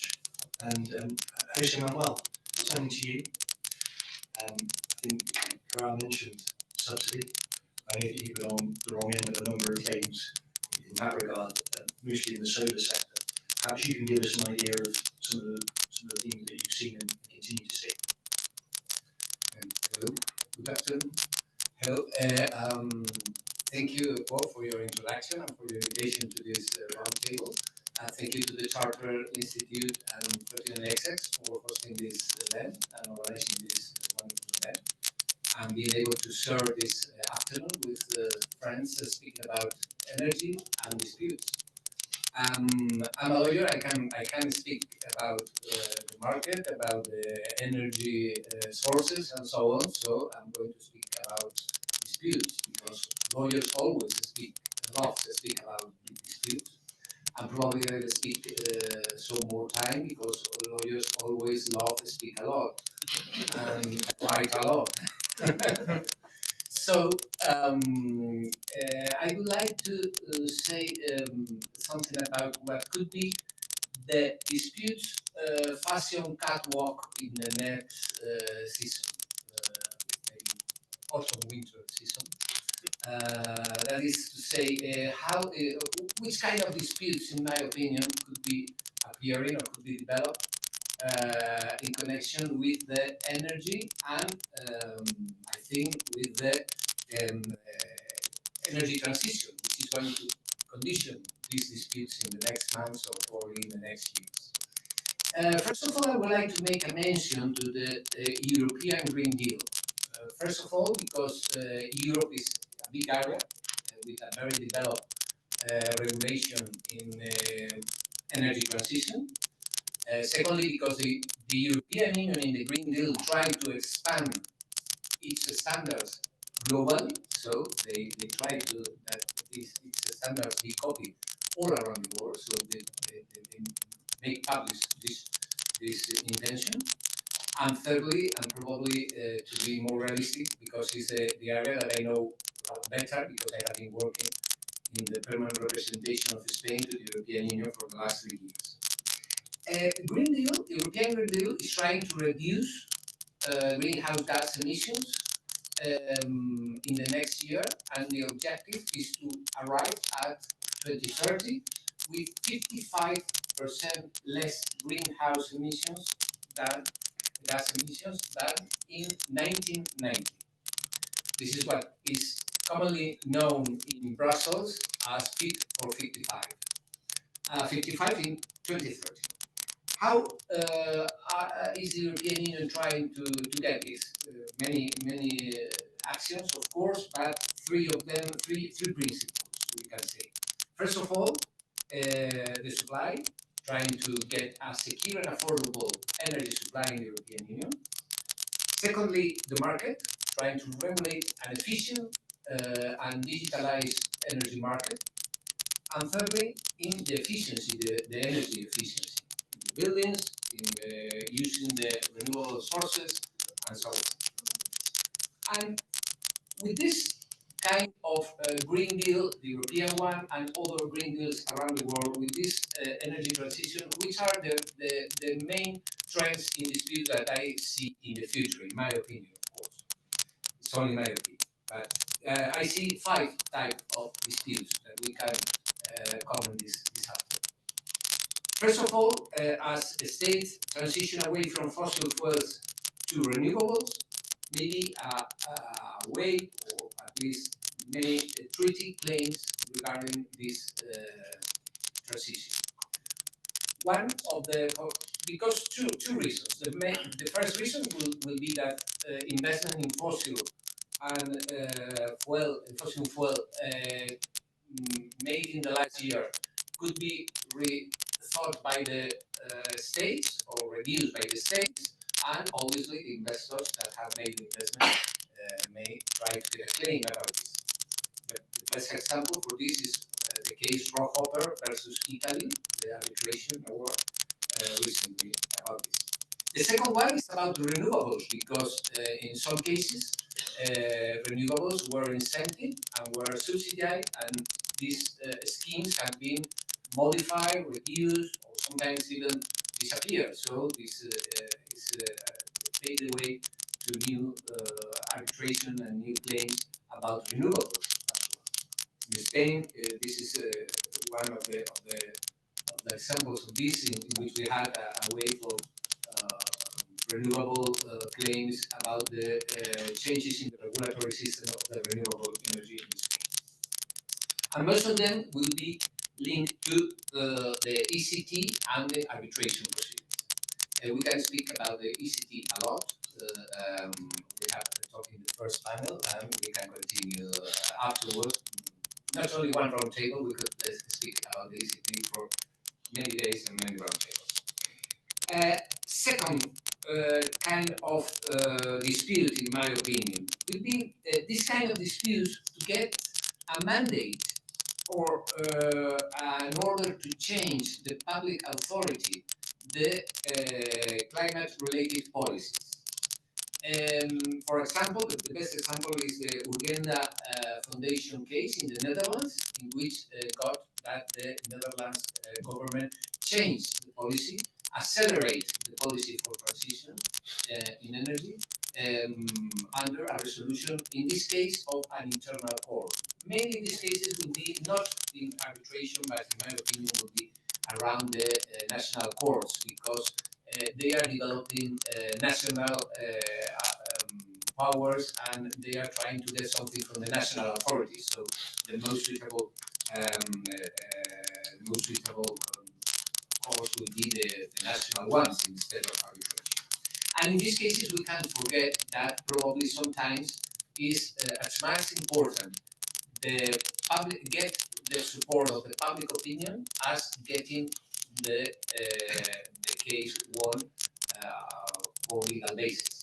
Because even if you lose the case, but the public opinion go in favor of your position, probably the government or the authority, the public authority, will have to change and accelerate the transition in the near future because of the pressure of the public opinion. So these disputes, in my opinion, have a mixed nature between legal and political, public opinion, or how you want to, the way you want to say.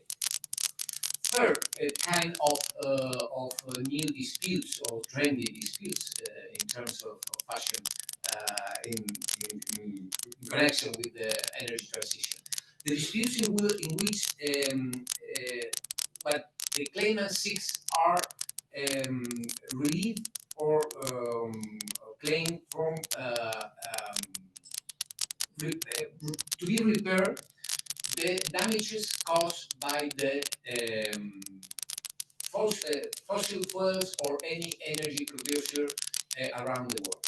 I think I'm going to explain it with a case that is very significant. The Liuya versus RWE case. This is a case before the German courts.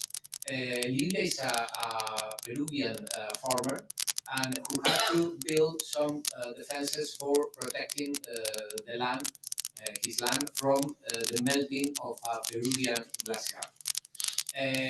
He claimed against the energy giant producer RWE, if I'm correct, it's the first energy producer in Germany.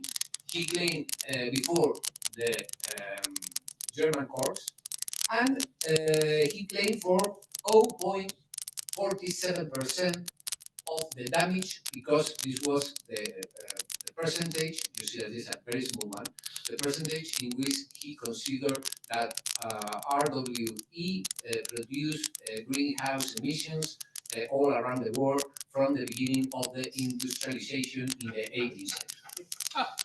It looks very, very funny, but you see, the claim was dismissed in the first instance because there was not a linear causal chain between particular greenhouse gas emission and particular climate change impacts.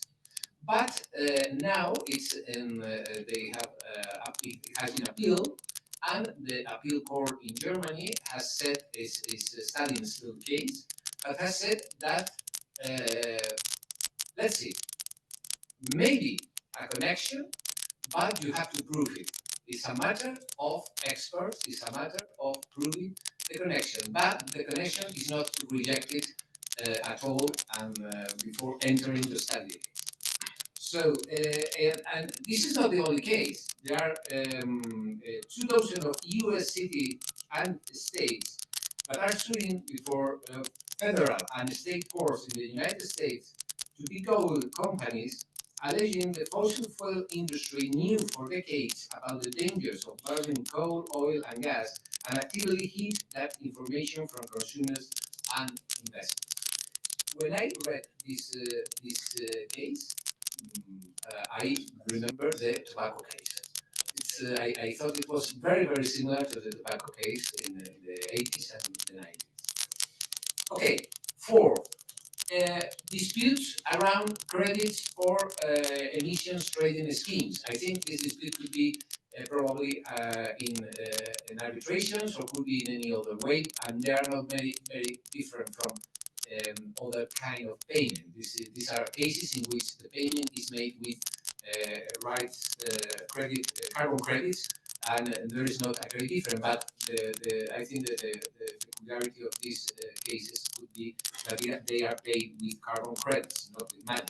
As we have talked previously, a very interesting dialogue about ways of paying with cryptocurrency.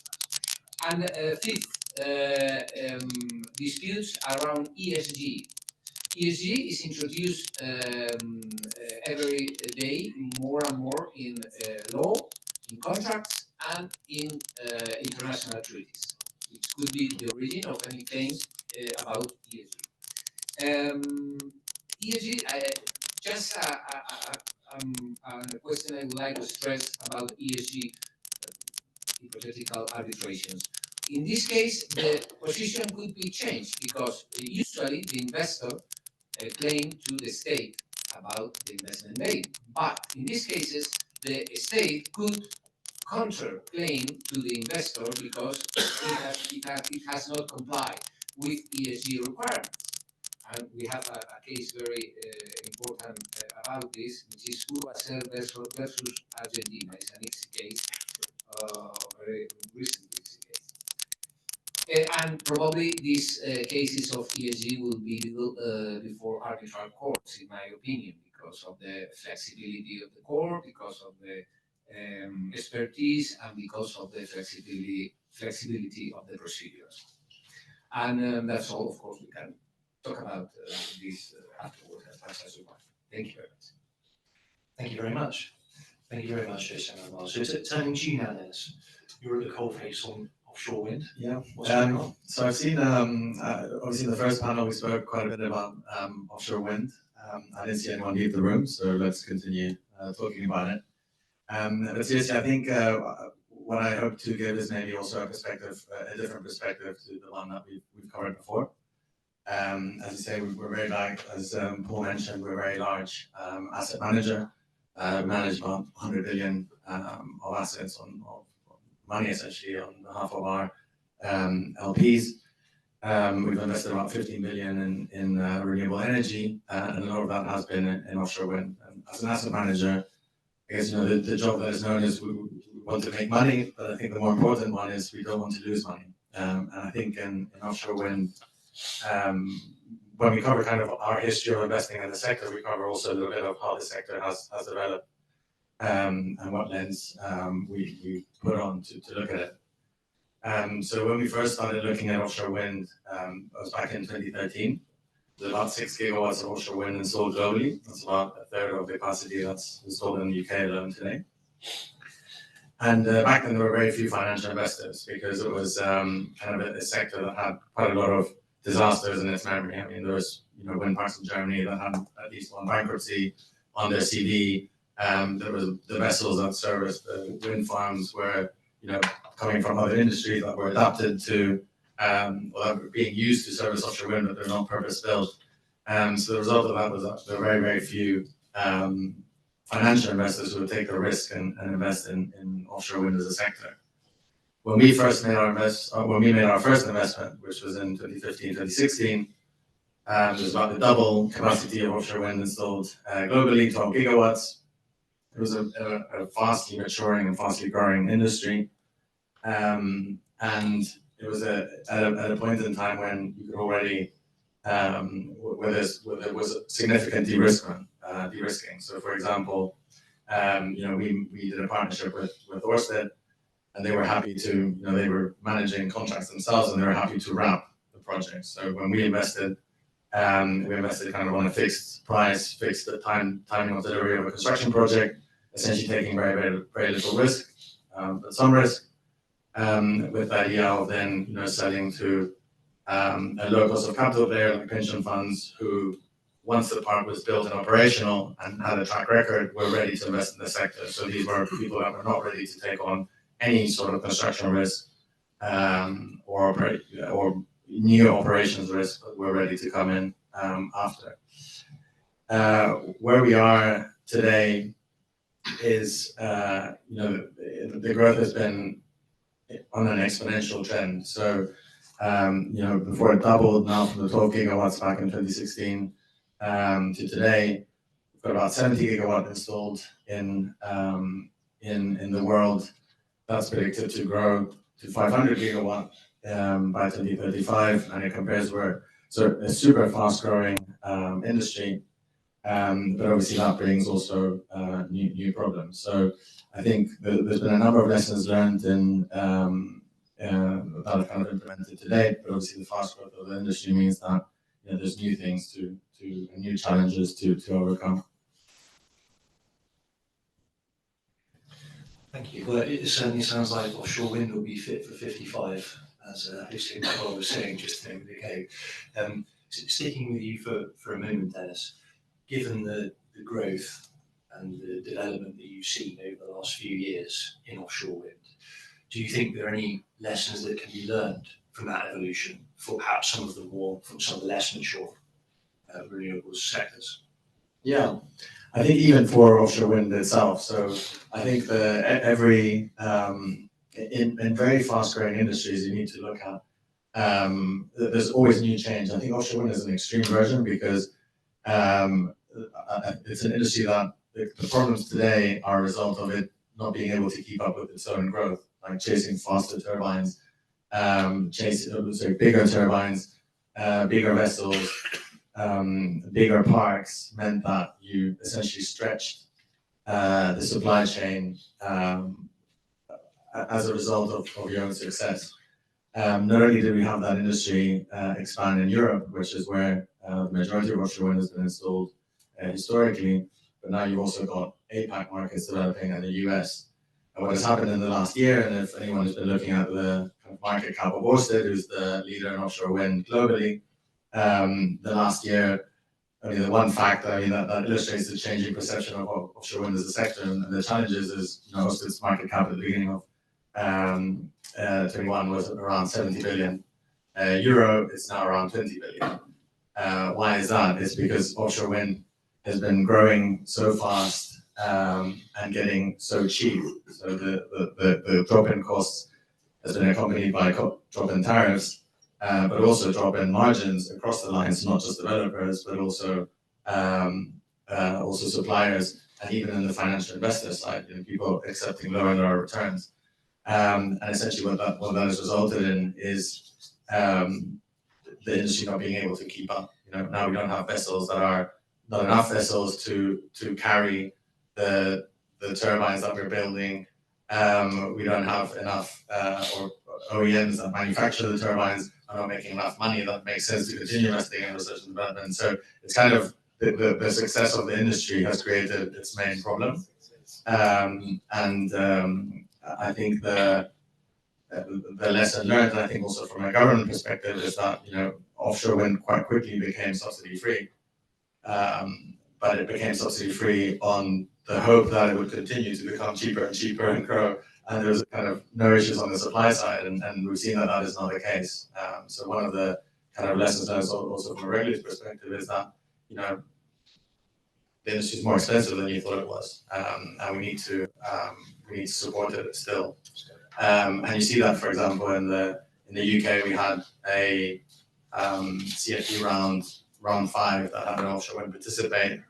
Now that because the tariffs were set too low, now for round 6, which is the next round, they've increased by nearly 70% the subsidy, which means that you know, they're hoping to incentivize or reflect really the cost of the industry today, so that, you know, government can reach its targets.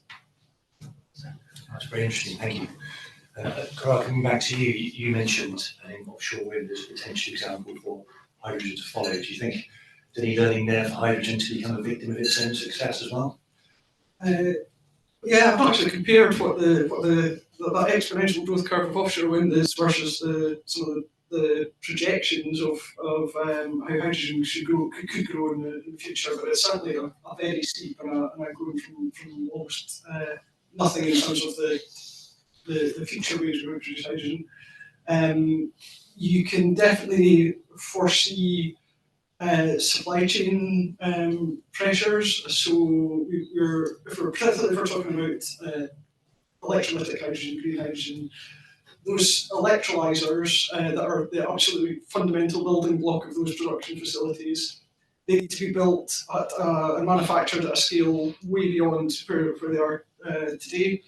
There's a huge amount of investment in those manufacturing facilities.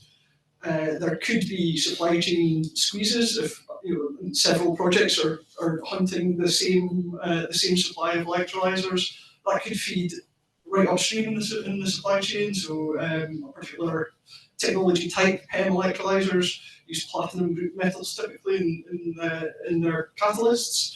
And those are the types of supply chain that could be quite squeezed and overwhelmed across a number of industries where you've also got batteries and other things chasing after some of the same bits of metal at the ground. And then we've got, if we can, assuming we can get that manufacturing capacity in place, and we can manage to match projects up with what they need at the right time to deliver those to the projects. We've then got new technology that needs to perform. So any hydrogen project, cost will obviously be a big factor of the facility. The cost of the electricity is the biggest factor, but the plant also needs to perform in terms of efficiency. So how many kilowatt hours does it take to produce a kilogram of hydrogen, and what is the availability of that plant? Because that directly gives you your your product, your output, and your revenue. And those are, I guess, areas we've seen in the likes of offshore wind. We've seen critical components suffer from sort of failures because they're being deployed in new situations or at larger scales. I think in the last week or two, we've already seen a case go to legal action be started in the States against the hydrogen refueling station equipment manufacturer, equipment supplier, because their equipment hasn't performed, and it just the allegation, I guess, is that it just wasn't ready, and it was sold as being more proven than it actually was. So yeah, there's a lot of proving to be done. That can be piloted to a certain extent. We are talking units that are quite scalable, so actually you do learn a lot from a smaller scale development if you're using the same types of module. But yeah, how this scales up through and operates long term, and those types of risks are still going to hang out there. Thanks very much. And I imagine that the trajectory looks somewhat different in the geothermal sector. It'd be quite an interesting compare and contrast to hear your thoughts. Yeah, geothermal, it's multiple sectors coming together, whether you look at the technical experts doing the projects, or the companies doing the projects, or even the lenders. So you've got your oil and gas experts who know how to drill and explore. And then you've got the infrastructure people, and then you bring in the mining. So it's an amalgamation of three different sectors, three different industries who don't necessarily speak the same language. So one of the things we do with Lenders Advisory is creating a common language. So for instance, uncertainty is very well understood in the oil and gas sector. You take that and try to explain that to people used to hard rock mining, it becomes more difficult. So now you take that from, say, an arbitration or disputes perspective in the future. So you take that uncertainty associated with wells and superimpose offtake contracts. That becomes a very interesting challenge, because oil and gas industry is not used to very specific offtake contracts, whereas mining is used to, but then they're not used to the uncertainty. So it's quite interesting. What makes it lucrative is it's being driven by revenues and not just climate action targets. Climate action targets are a byproduct, a benefit of it. So I think we can learn from different sectors, but because different sectors are involved, it makes it more complex. You touched upon resource earlier, so that we are seeing that as an issue with geothermal. There's not many companies that have the resource right now to drill geothermal wells in Europe. They are similar to oil and gas, but there are some nuances which are very different. So you still need to be experienced in drilling these wells. You're talking about much higher temperatures. You're talking about much larger diameter wells. You're talking about drilling at different angles. So you're dealing with slightly different issues. So there will be a learning curve. So from the oil and gas industry, you are well aware, and there's lots of papers written about this learning curve. So if you bring a new company and they're trying to drill geothermal wells, there'll still be this learning curve, and we haven't seen that in agony. And when you're restricted with resource, that will be aggravated even further. And then in terms of another learning would be in terms of subsidies. So what sort of government support packages can be given? I haven't spoken about induced seismicity, and that's one of the things that always comes up when there is a geothermal discussion, especially when you're talking about enhanced geothermal or deep geothermal. When you talk about induced seismicity, yes, earthquakes, but not all of them are big earthquakes. So there is enough monitoring out there where you can pick up a very low magnitude earthquake, and you would accordingly reduce your flow or stop production. So the impact isn't necessarily an earthquake, but the impact is the impact on revenue. So it's trying to understand those things. Currently, depending on jurisdiction, it comes under different regulators. There's no regulator per se for geothermal.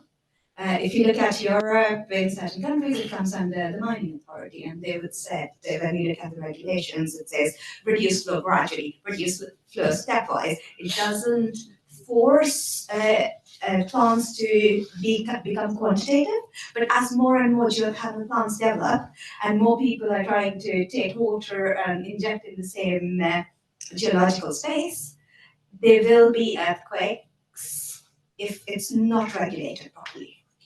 But should that be the reason to stop? No, it just says there is ground available there to have more regulation, but not to scare people away. So there are things that can be done, but when you start taking things black and white, then it just it's more grey than that. But there is need for regulation, but there's also need for then government providing some level of support. So if there is induced seismicity and the plant has to shut down, then the government, at least for the initial projects, to start them provide that kind of support. If it's CFDs, geothermal projects do qualify for CFDs, but there's no, from what I know, there's no minimum requirement for, say, having X kilowatts or for X megawatts of geothermal energy as part of every run. So that would be, again, good to say we need minimum of one project or 2 projects in coming through every year or things like that. So, yeah, so there is a lot to learn from, I think, the other industries, wind and hydrogen, which have, and CCS, which have taken the lead. Thank you. Sounds like it. Thank you very much. So let's now start to look forward a little, if we may. Hosting Mama, I think all of the other 3 speakers, in their own ways, have mentioned regulatory challenges and government subsidies. Perhaps you speak a little about how you see that playing out in the coming years. What changes are on the horizon?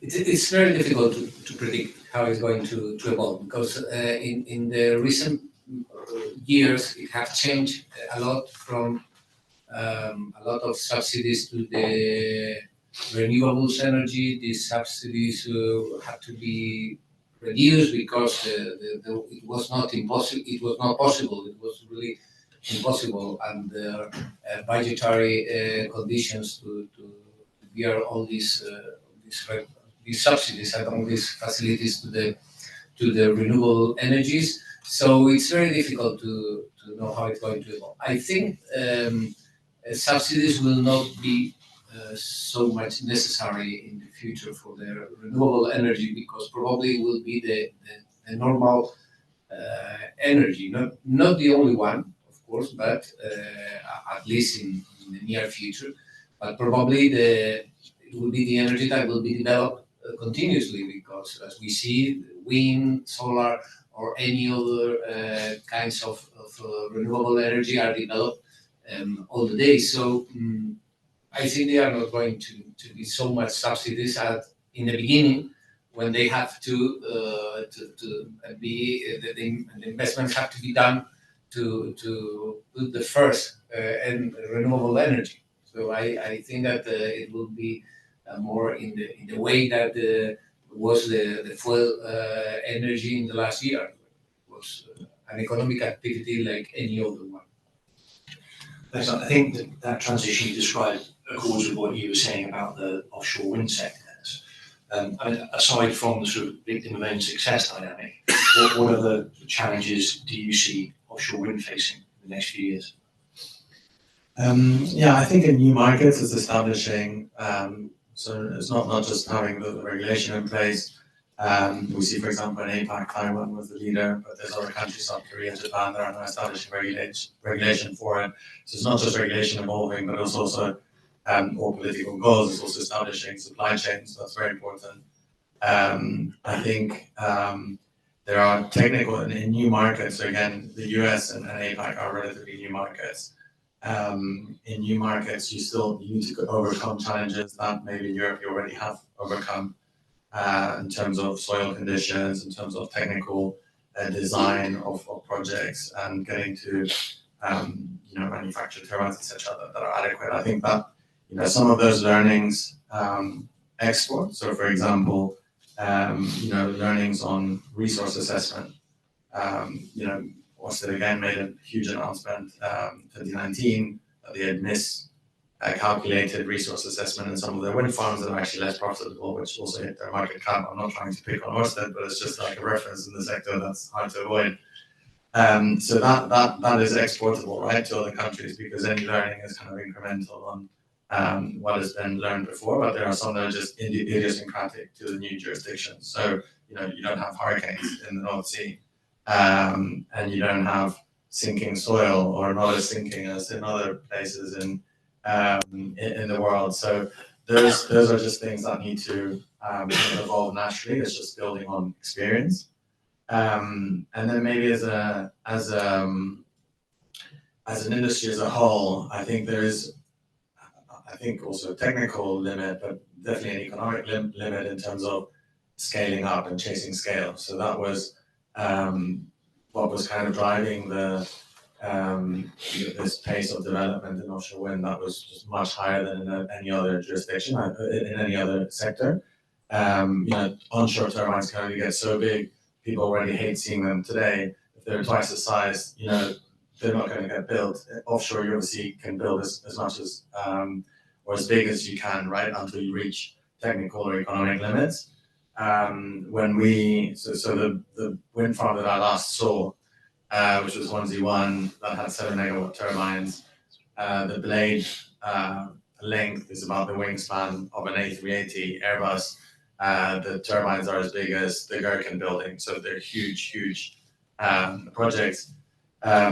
If you can build bigger, obviously the unit cost of production goes down, so that's why scale has been chased. But I think at some point, you know, now we're installing or preparing, planning plans with 20 megawatt turbines that are 260 meters tall, 120 meter blades, so 1.5 times what has been built today. So it's been, you know, growing and growing. I think at some point this needs to stabilize, right? Because some of the issues, for example, having vessels that are not big enough, you know, once you've reached that limit, will not exist anymore, right? Like, so I think that reaching these limits is kind of what was, you know, will stop the chase, I guess, as an industry.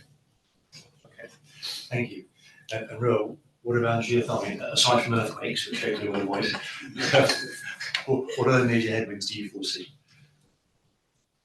Again, yes, earthquakes, which we will avoid, public perception generally, and trying to compete with other sources of renewable energies would be, I'd say, for geothermal against similar things with resource, competing for resource, depending on which part of the world it is. Other things probably climate-related physical risks. So we talk about with TCFD, businesses have been driven towards looking at the physical risks and opportunities of climate change, but our engineering standards are yet to include that in design. So the design, so even if we build geothermal plants or any other plants in this using the current standards, they don't, climate change is happening, they don't take the impact into account. So it's not a geothermal specific issue. It applies to geothermal, but then it applies to any construction that is happening today.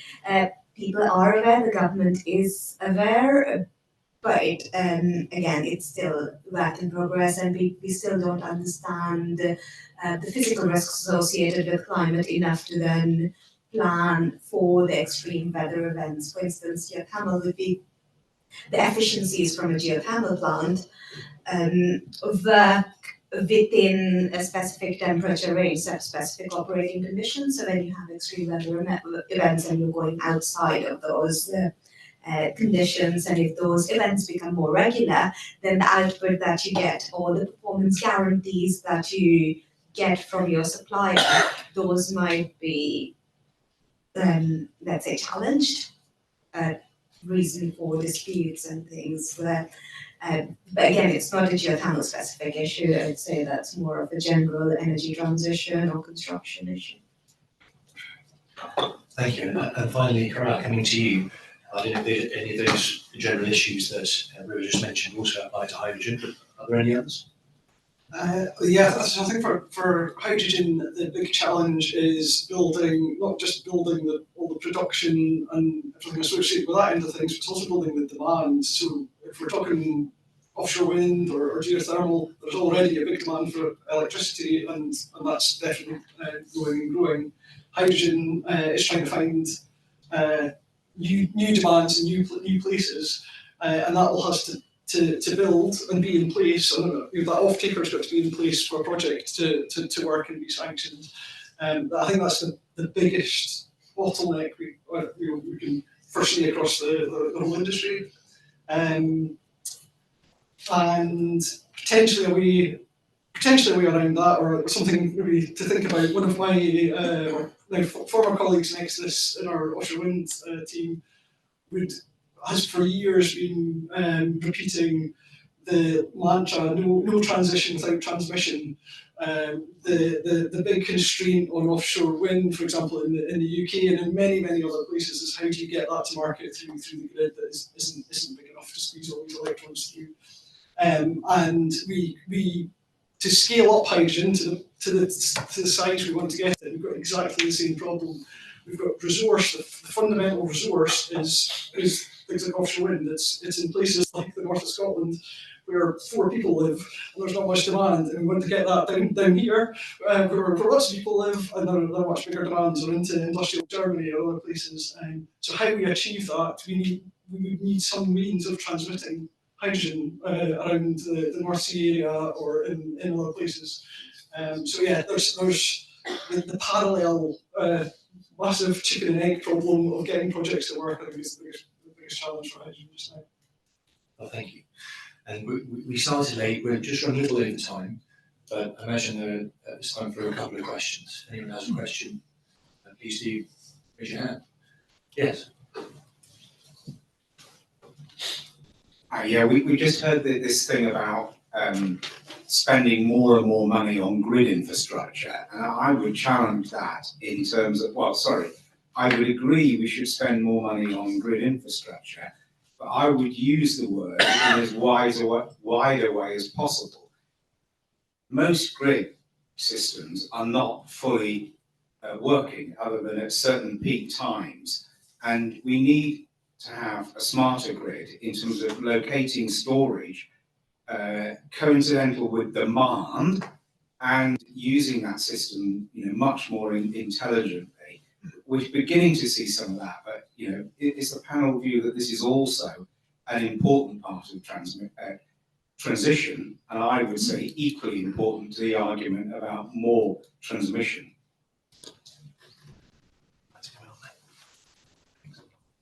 I think on the hydrogen angle on that, we've seen some studies, CCC for example, showing that they believe there is a strong role for hydrogen as something that supports the grid in exactly that kind of way. That can, albeit it's a fairly inefficient thing to do, to go electricity to hydrogen back to electricity. It's something you doesn't, as an engineer, it's not a nice thing to be doing, but it is the best large-scale storage medium we've potentially got available to us at the moment. And I think it's interesting that the only bit of policy that I've seen accelerate in the hydrogen and come at us a little bit quicker than we were expecting is around the hydrogen transport and storage business model, which we're expecting to open at the end of this year. I think everyone was expecting it to be into next year before that happened. So I think the storage question and the storage need is becoming more and more well understood. But it's a question of how can we develop whatever that storage is in the right kind of timescales. For hydrogen, can we develop the stores and develop the production to fill them quickly enough for the sort of incoming constraint problem we're having on the grid? I think, maybe just start from kind of my view on it. Clearly it's necessary, right? Because if you build all the renewables that people want to build, you can't overbuild. You still have the issue that, the sun shines when it shines and the wind blows when it blows. Like, you just can't get over that. So you're not going to overbuild transmission. Using it more smartly, whether it is with storage or with demand side management, it's just the logical solution for it.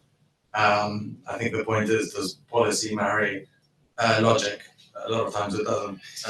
But I think eventually, like now, what we're seeing is, people are realizing, I think when I say people, governments, but also kind of consumers, the true cost of renewables. You can't just add renewables non-stop. It needs to be done with kind of economic fundamentals. Offshore wind was one sector where like very publicly realized that economic fundamentals were not applying, and they got caught and that's reset. I think renewables generally are doing the same, or in the process of doing the same at the moment. Thank you. Shoot, do you want to come on that too? Yes. I don't have any idea about grids and capacity because, as I said before, I'm a technician. But in my notes, I found that the question is very important because the commissions, when the commissions explain their main, the European Commission, I mean, explain their main objectives to achieve the Green Deal. The first one is build interconnected energy systems and better integrated grids to support renewable energy sources. So the point is crucial in any way. And I don't know if it's the capacity is fine or not because I am not an expert in this material, but the point is important. Definitely. Thank you. You want to come in also? Yeah, just to add, so geothermal energy obviously provides a good baseload because it's not dependent as much on the weather, so that can help towards it. But also consumer demand. So what I've come across in APAC with, say, electric arc furnaces, for instance, they would, and it was done more for a cost perspective, was if the electricity price was high, which was during the daytime, they'd switch off the electric arc furnaces, so they'd just bring it on when the electricity price was low. So again, it's probably need an industrial strategy and industrial policy where you work with the industry to make sure what industry can be switched off and brought back on and balance the grid that way. There's probably time for just one more question. Yeah, thanks, Fred. Yeah. I think there's also a question online. So I know some. It's not a question. Okay. Hi, thanks. We're quantum experts in arbitration, and a couple of years back, we were asked by the government to counterclaim for socio-economic, not governance, damages. We quantified $1.9 billion on an infrastructure project. Unfortunately, the tribunal said it's beyond our ambit because the regulations haven't been updated. But we're now finding that there's traction and there's interest on how this can play a role and add value to the disputes. My question then, and I think it's to all of you, is where do you see that kind of solution in the dispute resolution services applying to the energy sector? It's quite a difficult question. Yeah, I appreciate it. I think it's a material one. I think there is a question. Okay, for my own part, in my experience, it's very difficult to bring counterclaims in investment arbitration as a general rule. There have been recently a redrafting of some BITs, which purport to include that, but it's something that has not been extensively tested before tribunals yet. But there is some authority on it, but not much. So I think it's an area of the law that's still somewhat embryonic. But I'll turn it perhaps if I hear you, I'll come to you first. But if anyone else wants to jump in, please do. Yeah, I completely agree with you. In practice, it's not. Sorry. Sorry. I completely agree with Paul. In theory, it's possible counterclaim, but in practice, the success rate is very low and very difficult to get a success on a counterclaim in arbitration. It's possible. You can theoretically you can write it, but it's difficult to get a result. Does anyone else want to come in on that? Outside my skill set. Does that address your? I suppose we can't really address your question fully, but does that address it at least in part? Well, I think in response to José Manuel, we've had councils in Spain, in the US, and indeed in the UK who've expressed an interest on how this was quantified, what methodology used. Obviously, we're not involved in the liability issue. as quantum experts. But and I can only speak from experience, not an opinion, there is an interest in the legal sector, in arbitration, in dispute resolution services that says, how can we do this? How did you do it? And this was a specific case in the exit in the 80, right? And your question, jurisdiction. But in any case, the expert report will be crucial in this matter, because at the end you have to prove that there had been a damage for the state. The state is the one who is counterclaiming, and you have to prove it. The problem is sometimes it's easier because if there is a damage for, let's say, an infrastructure, environmental damages or something like that, maybe easier to prove and to make an expert report. But as we go away from this easy point and we try to demonstrate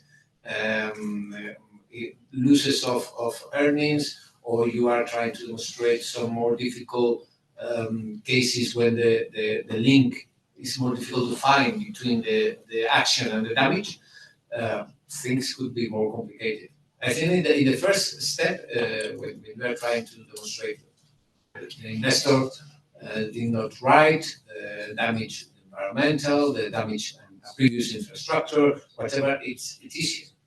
But when you are trying to demonstrate something like in this case of the German, before the German courts of the Peruvian farmer, I understand the point of the German courts. They say, okay, in theory it's possible, but are you able to demonstrate the link between one and the other?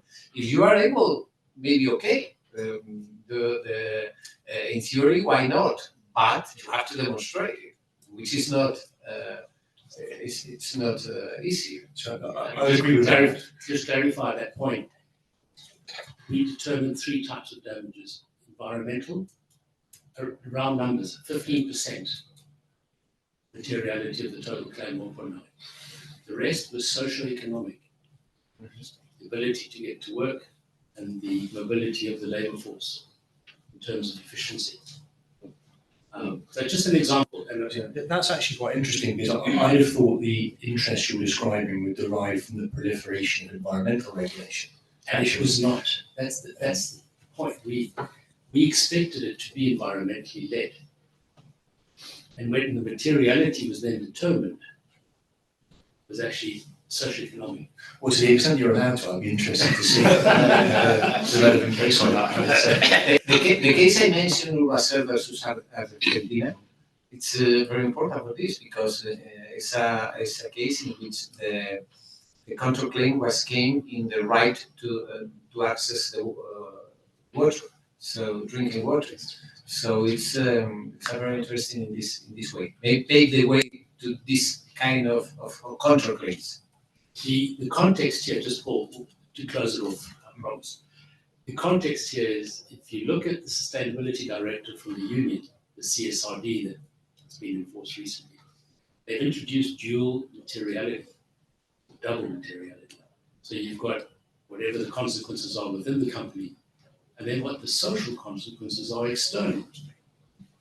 And the socioeconomic claim refers to the external damages that are so material, and on which what compliance is there. There's no regulations, very little compliance, except to make a buck.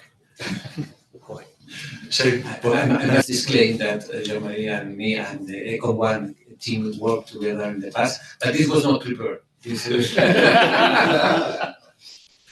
think we have, if it's very quick, we have one more question from online. It's related, I think. It's from Jean-Marie van der Helst. And it says, how could a double materiality principle in ESG affect energy disputes? That is related, isn't it? Yeah.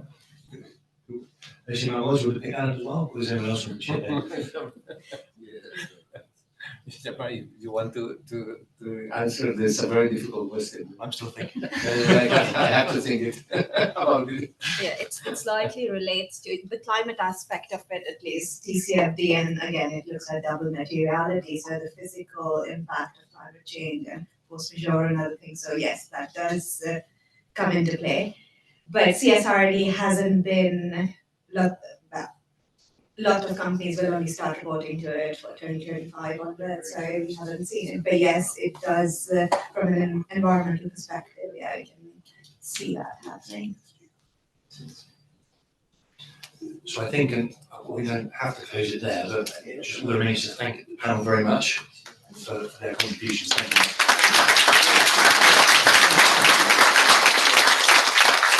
We'll take a short break now and perhaps reconvene in 10 minutes. Be part of this panel. I have to first thank Paul for putting together this brilliant event and for inviting me, and then Harvey Scott from our side who's really arranged everything and got this event going. So this session is going to be around the world in 80 disputes. I don't think we get to 80 disputes, but I'm quite sure we get to a few interesting disputes. I was reminded when I looked at the title of what Jules Verne wrote in the book Around the World in 80 Days. Fogg had won his wager and had made his journey around the world in 80 days. To do this, he had employed every means of conveyance: steamers, railways, carriages, yachts, trading vessels, sledges, elephants. The eccentric gentleman had throughout displayed all his marvelous qualities of coolness and exactitude. But what then? What had he really gained by all this trouble, and what had he brought back from this long and weary journey?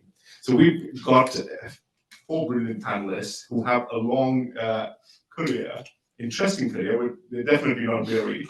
And we're going to be discussing dispute resolution in, I think, across all over the world. So what I'm going to do is I'm not going to give you detailed biographies. I'm not going to read detailed biographies. They're available online, and I think they're all eminent and don't need much of an introduction. But I'll do a quick intro. So to my right is Tunde, who is an independent arbitrator and former counsel at ICC, who's going to be talking about Africa generally. Next to him is Elchin, who is the head of legal at PwC in Azerbaijan, who's going to be talking about Azerbaijan and the region as a whole. Next to him is Fred, who is a barrister and arbitrator at Gatehouse Chambers, and is going to be talking about Latin America. And then we have Colleen, who is a counsel at ICC, and is going to be giving a more international comment. And I will chip in with some comments about India and what is happening. Now, to set the stage, what I'm going to do is ask each panelist to briefly highlight one standout issue or theme that they have observed in their jurisdiction that they're commenting on.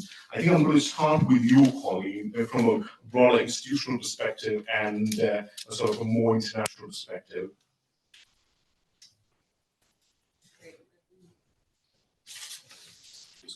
All right.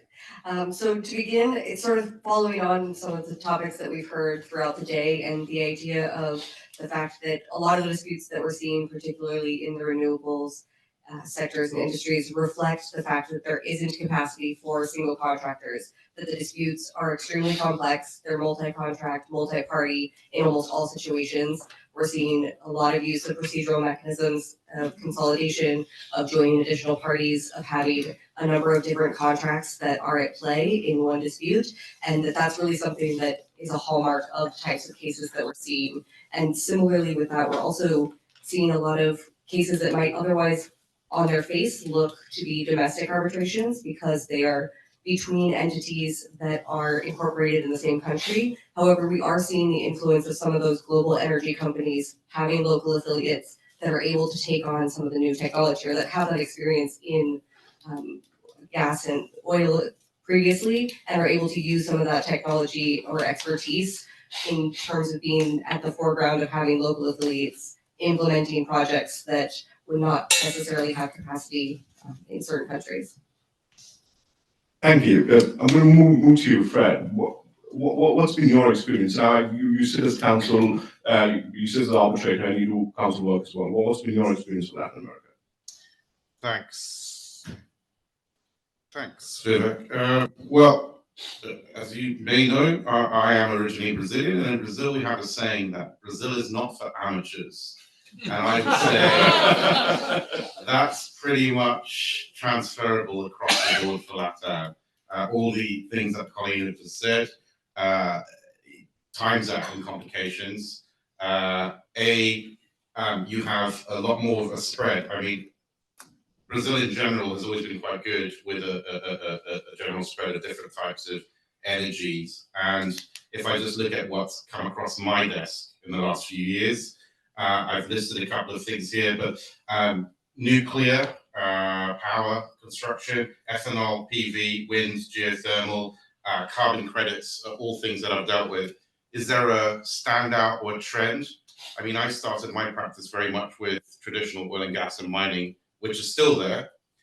There's definitely been a big transition towards renewables. And if I look at the types of disputes that are really coming across, it's predominantly construction of plants, whether it's wind or PV. It's post-M&A disputes for a lot of movements of shares, etc., and a lot of supply chain disputes. Those are certainly the three things that come across my desk, but I'm just one person, so I don't have the breadth of a firm, for example, who can see much more both on the transactional and the speed side. Well, we might have the breadth of a firm now. Actually, what's been your experience? Yeah, in Azerbaijan, it's basically renewables is pretty something very new. It started developing maybe several years ago. Before that, as you know, Azerbaijan is the same as Brazil. Maybe not to that large scale, but yeah, it's predominantly oil and gas producing country. It's still there, it's still producing, and I believe that currently Azerbaijan is very well production of extraction of crude oil and natural gas is producing much more quantities that require for local consumption. So big part goes for export. And I believe couple of years ago, basically when the war started in Ukraine, I know this was about politics, but I'm afraid this was something that at that time happened. Azerbaijan signed the agreement with the European Union to double up, the export of natural gas, and I think that's really how we. At the same time, was come to understanding that the renewables should be the area that requires developing. As to the disputes, again, like I said, it's very early stage, so we haven't yet seen big disputes in the renewable sector so far. So that's briefly. Today, you might have the most difficult job. You talk about Africa. 54 countries, let's start there, and one opinion. Talking about Africa is always very difficult because you really have to talk about the economic zones, north, central, west, east, and south. And we're going to split this into two. We're going to do, first of all, the renewables. And the renewables is the haves and have-nots. Yeah, the haves are the guys who have oil and other things like coal. And they don't care about renewables. Let's be honest about it. I'm not going to invest in renewables if I have the stuff where I scratch the ground and it comes out and can sell to the public, and I can make gas.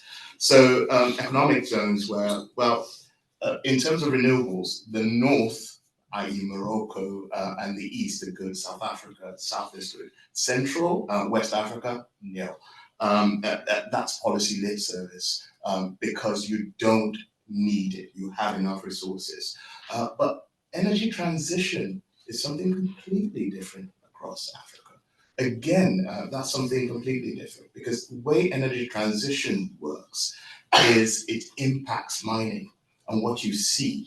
The resource that are going to be fought over on the African continent are not actually what's in the ground. It's fresh water.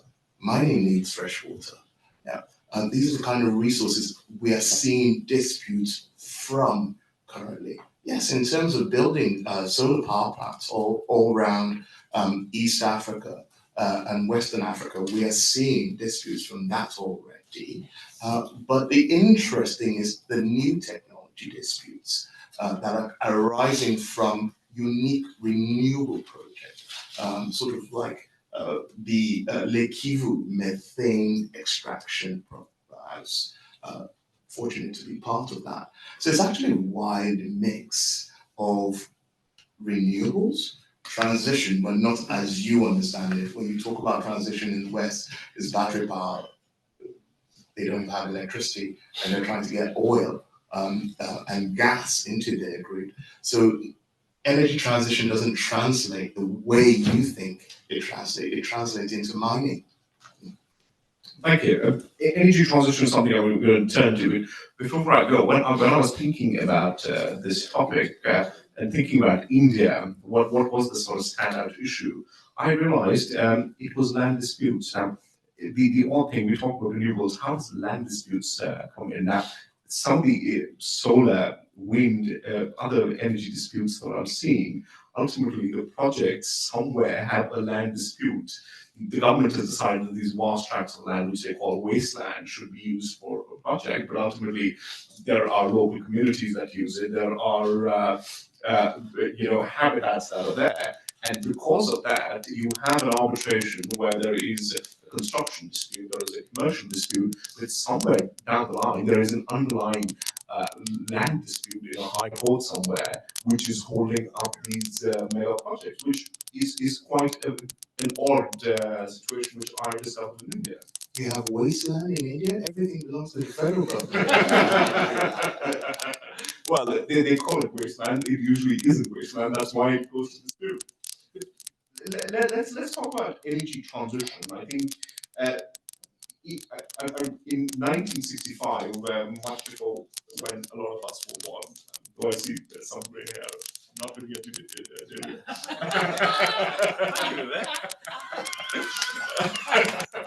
Britain discovered, stocked gas in the North Sea, and the government wanted to exploit the new fuel to heat buildings, but the gas that had been found was different from town gas made from oil and coal. And so the state gas boards carried out an enormous project, the conversion of 13 million buildings to new heating technology. There are a couple of interesting stories I've read about Soho, which was done in a red light district, but I don't think this is the audience for that. But the challenge that we have now is humongous. We're not really looking at heating our homes without emitting carbon dioxide. There's a greater challenge that we want to transition our economy from fossil fuels to cleaner fuels. One of the big issues that comes up is the cost of energy transition. The cost of energy transition, not only in the dollar sums, but also in terms of the disputes that will arise. Now, Tunde, you spoke about energy transition. What are you seeing as from Africa? What is your experience been about energy transition and the disputes that are coming up? Energy energy transition. Energy transition itself is different across the continent. It's underexploited. That's the bottom line. But if we say that Egypt, South Africa, Kenya, Namibia, Ghana have shown great progress in importing energy transfer technology by way of solar. But when you see these mega projects, what you will see, in my experience, it's usually on the construction side of it or the funding side of it that gets that runs into a problem. So it's really at the beginning stage of the dispute. But once it starts to run, and then nobody usually has any dispute. My experience, for example, is Rwanda wanted to transition, and they thought, where can we find renewable energy to transition? Methane from Lake Kivu. I know from fact that they're going to, now that Rwanda has done it, and that spawned about 5 different disputes. I was lucky enough to be involved in 2, and it's as a result of technology and the difficulty of extracting methane out of that lake. But they did it despite all the disputes. 3 court actions, 2 arbitrations, sort of involved in the 2 arbitrations. But they've done it, and DRC has also said, we're part of that leg, and we want to be part of that transition and technology. Now, going forward, are they going to run into disputes? Yes, DRC is also going. So yeah, it's looking promising for us. Well, I think all dispute lawyers will be very pleased to hear that. But the other side of the renewables is when you are talking about how you get the new coal technology, this is a liquefying coal, and you want to build those new plants to enhance that. You are going to struggle, and in cases like Fraser versus Lesotho, you're going to struggle to get people to buy into that. Even on the solar side, you're still going to struggle. Most of those side is on the supply side. I was laughing when somebody says transmission is the problem. Even if you install solar energy, like you have in Morocco, yeah, that energy is being transported across up north. It's not going downside. Why? Because you are not going to get people to buy down south because the grids are not just there. So if you try and sell it down south, it's the offtake agreements that usually run into problems because the government signed the offtake agreements and then they realize they can't offtake. Yeah, so that's in short. I have more examples of that, but probably we come back to that. Let's go to Latin America. Latin America has a slightly better experience with green energy. Right?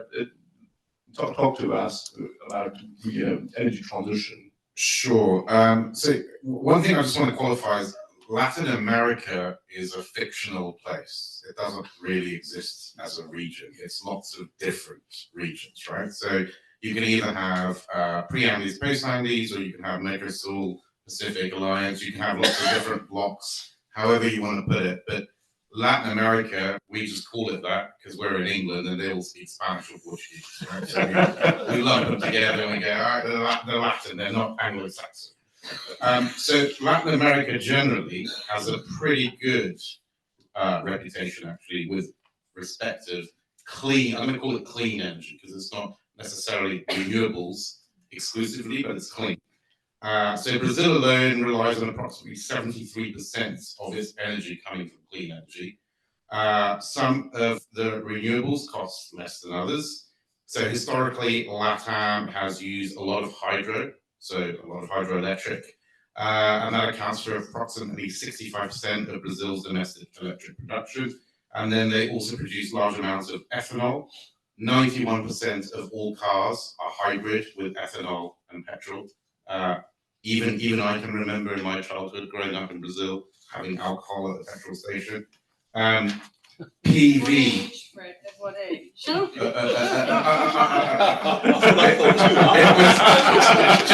just a little while ago. So PV and wind are the two big growth, and I would say wind is definitely overtaking PV, and I'd say that's probably because of the cost of producing plants. So actually, you see a lot of components for wind, blades. I was involved in a massive blades disputes, and it was probably the largest one of, I'll say, so you don't identify who it might be, one of the largest wind suppliers in the world, and 65% of its global distribution of blades was produced by this one supplier. And because of basically solar panels have to come from China, and nobody can beat China on price. They're about $20 US per panel, and nobody can produce them cheaper than that. So you can't bring it down. Whilst with wind, you can. And then 11% and 2.5% are what the energy supply into that grid is from those two sources, but it's growing. And this is despite the fact that there are massive oil and gas reserves in Brazil and Mexico, for that matter. If I just move on to Mexico, I'd say Brazil and Mexico are the two sort of big boys of Latin America in terms of production of energy generally, both in traditional and renewables. So Mexico has been concentrating a lot on shale gas and fracking around the Gulf, Mexico's Gulf. It's got a goal currently of 35% of its production to be clean energy. And that's about 25% of that is made up from PV, and then another 4% from wind, and then a bit of geothermal, hydro also making up, but very small amounts. And the next big potential area of growth, which has already been spoken to in the last two panels, is hydrogen. And in Brazil, especially the northeast coast of Brazil, they're looking at floating solar panels, which then convert the seawater into hydrogen directly and then store it onshore, on the actual shore, to then these Australians who are now trying to produce ways of transporting hydrogen safely to then take it straight off the shores and out. So these are the kind of projects that I see being funded now, and these are the things that are being talked about around it. Thank you. Let's go to the spawns. Elgin. Yeah, well, like I said, it's fairly new, fairly early stage, but generally speaking, there were studies done in relation what is the potential of Azerbaijan in terms of source of renewable energy. And expectedly, there's a potential for solar energy, some big portion for wind energy, and there's also some potential for thermal waters, hydro, and biomass. There's also there was interesting study made by World Bank where they come to conclusion that there is a potential for wind energy that can be done offshore as a fixed foundation, as also in deep waters as floating capacity. The figures count like 35 gigawatt for fixed foundation and about 122 gigawatt for floating space. So, and yeah, they kind of make their make further calculation, make further study as to how this potential can be exercised, how it can be implemented. And there are basically two scenarios. One is where if there's going at the greater at the greater pace, decarbonizing the economy, then the share of wind energy may rise up to about 30% of the total energy produced in the country. So there are already some projects done, already being implemented. And this is, like I said, this is solar plant, which was there's a project that is undertaken by Emirates-based company Masdar. There is another wind plant,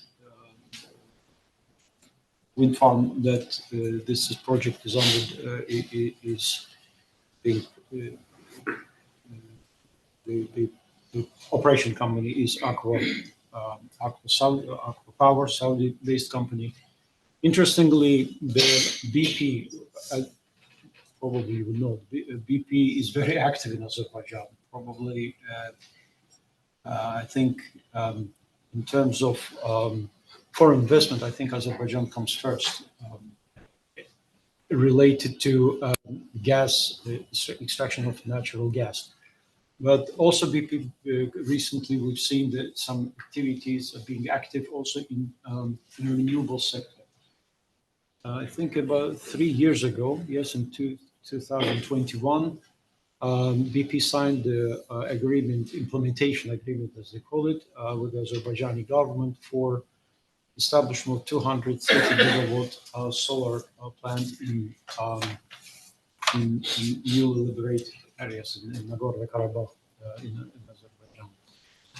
So yeah, there's many things happening. So, but again, like I said, it's a very, very early stage. Everything seems like promising, so I look forward to it. Brilliant. Well, before I come to your colleague, let me give a quick perspective from India. I think what's happening in India is very interesting. There is obviously energy transition that is taking place, but also the move is to energy security. So these two things happening simultaneously, and there is a certain amount of overlap, which is producing quite a lot of disputes. Now, I think three things at least I have noticed happen is one, at least 50% of these mega projects are being funded by foreign banks and foreign investors, which means that when there are delays, when there are problems, there are disputes at that level. Then obviously you have the non-traditional construction disputes, which arise when projects are being built. But the third and very interesting aspect is technology. What the Indian government is requiring a lot of the foreign participants to technology transfer and bring in the technology. Now, that often leads to disputes between the partners at the JV level, but also between the contractor, subcontractor, and some of the other players that are involved. Now, that's essentially what's happening with India. Holly, now a more institutional perspective and a more overview of what you're saying. So I would say what we're seeing from the institutional perspective at the ICC is very reflective of what you all have been saying. The types of disputes are mainly coming out of wind and solar types of energy at this point. Those are definitely the largest sectors that we're seeing. And the types of disputes depend on the type of project. We're seeing quite a few infrastructure projects, particularly in Africa and coming out of Brazil in particular. And the disputes that we're seeing depend on the stage of the project. If it's at the development stage, then we're seeing issues around permitting or failure to get the necessary groundwork for the project to get off the ground. And similarly, on the supply side, as we were discussing with technology, at that very early stages, we're seeing unilateral termination of contracts when a party has failed to demonstrate that they have the technological capability to perform the contract as foreseen. So it's really the biggest areas I would say are the construction of those large projects and then the supply of the technology that's necessary to get those projects off the ground. And then further along, seeing typical sorts of disputes arising in construction with delays or force majeure events that can also depend on specific regional events, geopolitical events that are going on that have been disruptive to some of those projects, but are arising within the renewable sector as with other large construction projects. And then similarly on the operation and maintenance side, are they able to fulfill the power supply requirements in contracts by subcontractors. So you're really, as I mentioned, seeing these large framework agreements and a lot of disputes arising at different stages of the development of projects and then also with technology. And it's interesting what you were mentioning about the proprietary aspect of the technology as well, because we are seeing that in some of these countries, as I mentioned, if we're bringing in technology from other areas or from international groups that have experience in other parts of the world, they're creating special purpose vehicles or joint ventures to get those local affiliates on the ground. And then we're seeing also licensing of technology becoming a part of those disputes and those contracts that is adding a lot of technical specificities that are requiring a lot of experts and really technical aspects of those disputes as well. Thank you. I'm going to stick with you. The other very interesting aspect of the renewables energy sector, which is quite true for the traditional energy as well, is state actors and private actors being, equally active, if I should put it like that.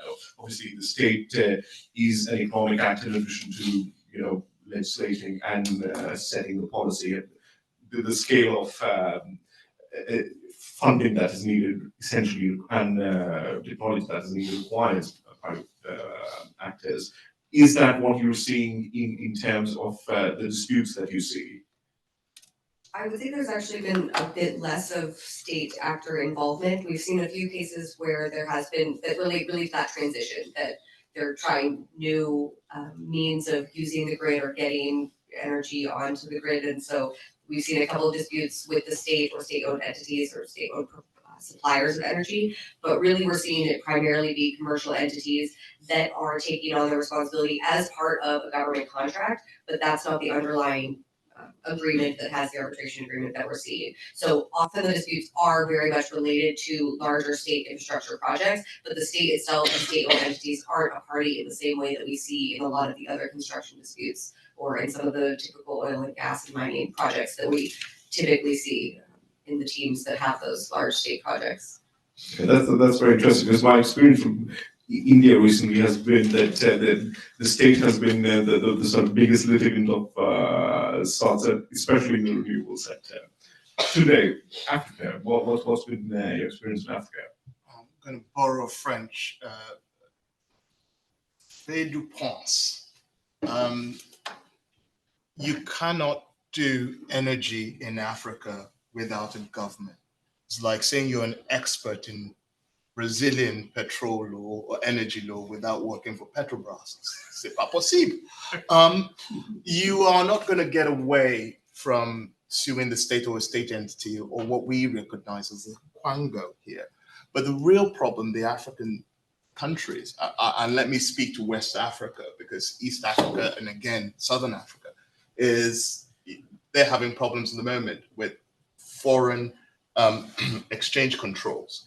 That is a big problem across West and Central Africa, where foreign exchange control public policy is actually affecting the values of the underlying contracts for these renewables. So you put your money in, but because of foreign exchange controls, the whole contract goes sideways. And for example, the Central African Economic Monetary Commission, SIGMAC, has complex rules regarding foreign exchange. Now, these are shared amongst most Francophone countries, Cameroon, Central African Republic of Congo, Gabon, Equatorial Guinea, Chad. Now, if you put any infrastructure project into that, so whether you have renewables, it's going to be part of an infrastructure project. What you have is that one central policy being interpreted locally in a different way. So you might understand the underlying policy, and that might be legislated for. But when you then get into actually operating those projects to get your renewables out, so you're going to run into problems very quickly. And the long-term consequences of that, we start seeing some disputes on the OHADA side come out of that. But more importantly, even the countries are, two of these countries are not part of OHADA. You're going to see more of those disputes come out as a result of foreign exchange rules. Even Nigeria is currently suffering because of our foreign, and we're not even part of that group. But because of the current foreign currency exchange rules, there are going to be problems with renewable and extractive industries as well. Because as I said, renewable touches, when you talk about renewable, we talk about mining, cobalt, all the things that lovely rare earth metals that you need to make your Tesla goes wrong. It's all across Central Africa. And because of those policies. I've just finished a lithium mining arbitration, so there you go. There you go. Interesting stuff. Elgin, let's talk about Azerbaijan and the region. State actors versus private actors.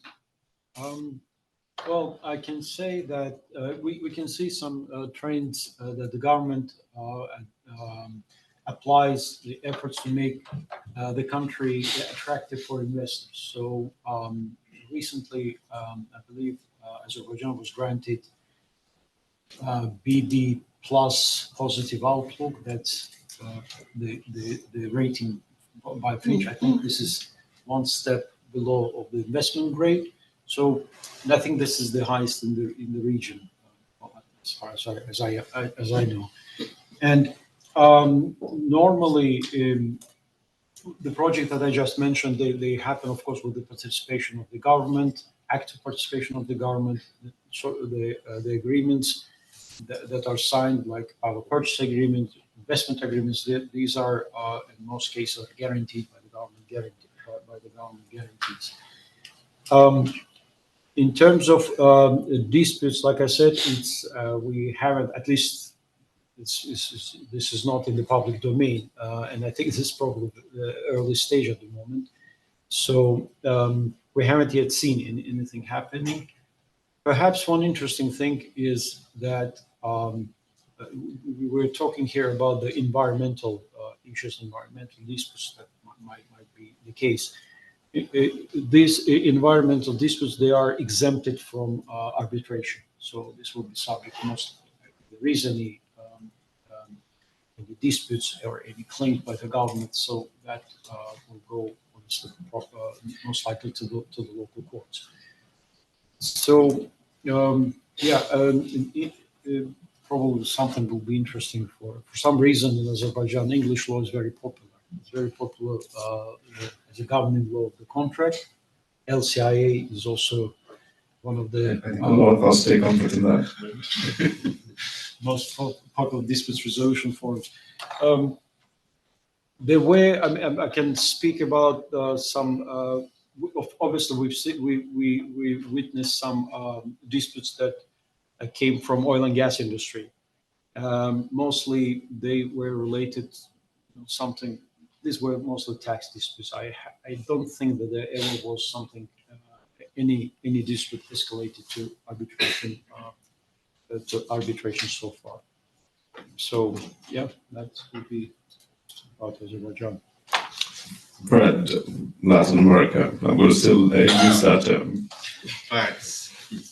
So I resonate a little bit with everything some people have said. So Colin said about, a lot of private state actors.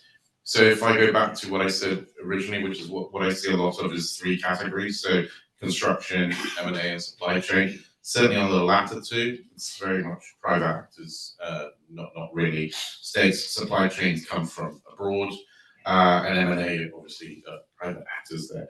But on the construction side, so there are two elements. One is concessions for the actual projects to begin with, and then there are three levels of state in most Latin American jurisdiction. You have federal, you have state, and then you have municipal. And you've got to do deals with all of them. So that's 3 times the amount of disputes you can get into. And much like what you said about India, the state is one of the biggest parties in all disputes, both in the courts and in arbitrations. And depending on the regime and the jurisdiction, there are different outlooks as to whether they'll be arbitrated or they'll be litigated. Ultimately, Latin America is a challenging fictional jurisdiction to navigate through, right? And the state courts are predominantly overburdened with all sorts of cases. One, because unlike our English legal system, justice is affordable. And two, because there is civil law jurisdictions, there are a lot more causes of action which are inherent by the civil codes. And, I've had many discussions over a pint with friends about what is the difference between common law and civil law. And my theory is the definition of justice. So in common law, the definition of justice is, do all the parties know what the rules are before they went into the deal? And as long as they do, it doesn't really matter what the outcome is. You made your bed, you lie in it. In civil law, it's a notion of fairness. So in long-term contracts, which a lot of renewable energy contracts are, you get changes in circumstances, COVID being a prime example. And so there's always an inherent nature within the civil law which allows you to renegotiate the contract with some inherent hardship type provision in the civil code. So parties will always try and go back and renegotiate when something unforeseeable happens. The allocation of risk doesn't quite work as well in civil law jurisdictions. So there is a lot of disputes. They do tend to go to arbitration. As I say, regimes differ. So in Brazil, you can arbitrate against state and state entities, and that's probably one of the biggest growth areas in arbitrations. Depending how you set up as well and the involvement. So Mexico, less so. We don't have ISDS in Brazil, but you do have it in the rest of most of Latin America if they haven't withdrawn from ICSID and or any other bilateral investment treaties. And then you have certain jurisdictions like Peru, where the state has to arbitrate their disputes. It's mandatory. So you have a chamber like Lima, which has 4,000 filings a year, allegedly. It can't be that far off, but we had a problem with, which Alexis Moore wrote letters to about arbitrators being accused of corruption and imprisoned there, etc. And we had ICC intervention. So again, the whole Latin America is not for amateurs mantra. I repeat that again. So yes, there is lots of states parties in certain types of disputes, and they do tend to arbitrate quite a bit. Right. I'm going to move to the last theme. And Elgin, you talked about environment. Now, environment, climate change, and ESG, I think because of civil society as well as the money that runs the economy has become a very central issue. What has been your experience of environment, climate change, and ESG in the context of renewable disputes in Azerbaijan and the region? In relation to renewable or generally? Well, yeah. both. We can start with renewables, but generally also, I think it would be interesting. Yeah, well, mostly, yeah, it's not arbitrable dispute. Like I said, it's any disputes. Obviously, in case of environmental issues, it will the Minister of Ecology will be acting as a claimant on behalf of the Azerbaijani government. There were some cases you can again not necessarily related to renewable sector, but that would be for construction. It could be oil and gas. There were some from time to time we see some claims, some demands that are raised by the Ministry of Ecology in relation to it could be oil majors, it could be foreign subcontractors. Mostly, again, like I said, it comes from the oil and gas industry. I think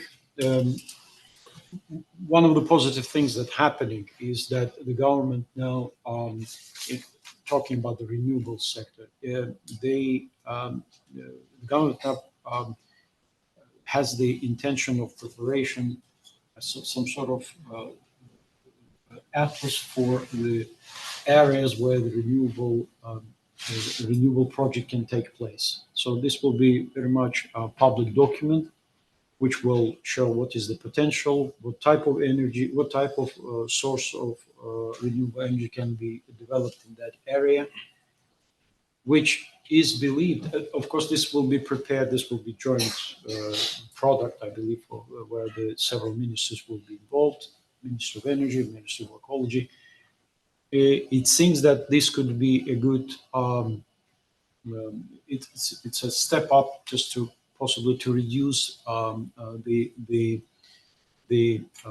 risk of having disputes in the environmental area. You mentioned previously about the land issues. That's also obviously Azerbaijan is a small country. It's the territory. Most of you know it's also the territory of Austria, and probably the population is the same, probably about 10 million. So. And of course, there's the issue about the land, and the land zoning is one of the issues, one of the problems. There is a special procedure. You cannot simply just come to a certain part of land and say, well, I want to build some, let's say, solar or put the solar panels. Obviously, it's not possible to do. And the changing from one land category to another, that could be another issue. We've seen several years ago there was an issue related. There was a project in renewable sector actually, where the project was granted to one of the known companies in this area, and it was they didn't expect that that particular land is expensive in terms of land tax. So they wanted to change the zoning. It didn't escalate to dispute, of course, although the project was already granted, but somehow they managed to negotiate and come to the common result. Thank you. Tunde, I'm going to come to you. Environment, climate change, and ESG has become a very important topic in Africa. But are you seeing that in disputes as well, or is it still? It is there, but we're fortunate because really we account for less than 6% of the global energy consumption and between 2 to 3% of the cumulative global emissions. So we won't be doing carbon trading anytime soon. I think what we're going to see is disputes arising for which part of the forest did you sell to offset somebody else's carbon. Those kind of disputes are going to come up. But it still forms a major threat to the economic development of Africa as a whole. But the way African states see it is completely different. Because their carbon emissions are rather low, they're not minded to deal with these issues now. After all, there's no single African country that is a signatory to the ECT. There's not a single one. That should inform you. Despite that, we're still seeing exit cases brought on of environmental basis. In 2018, there was an exit tribunal which declined jurisdiction over a claim filed by a Canadian company on environmental issues, and they declined jurisdiction over that. There are certain acts in certain countries creating problems. For example, a couple of years ago, the Ghanaians updated their Arbitration Act, and what they said was matters which are not arbitrable include anything in the national or public interest, i.e. anything renewables, which is in all our national interest. The environment, I don't understand how you want to do oil and gas drilling without polluting the environment one way. Well, you can do it, but not just safely. And other matters relating to that. Now, when you talk about climate change, there are issues of liability and compensation.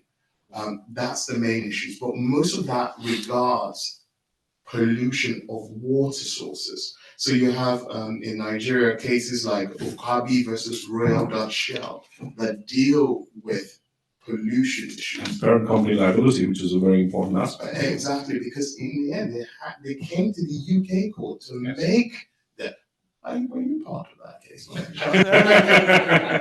Well, I might have something to do with the Zambian mining case. But also the environmental regulations that African Climate Change Alliance, the TAL versus South African Ministry of Mineral Resources.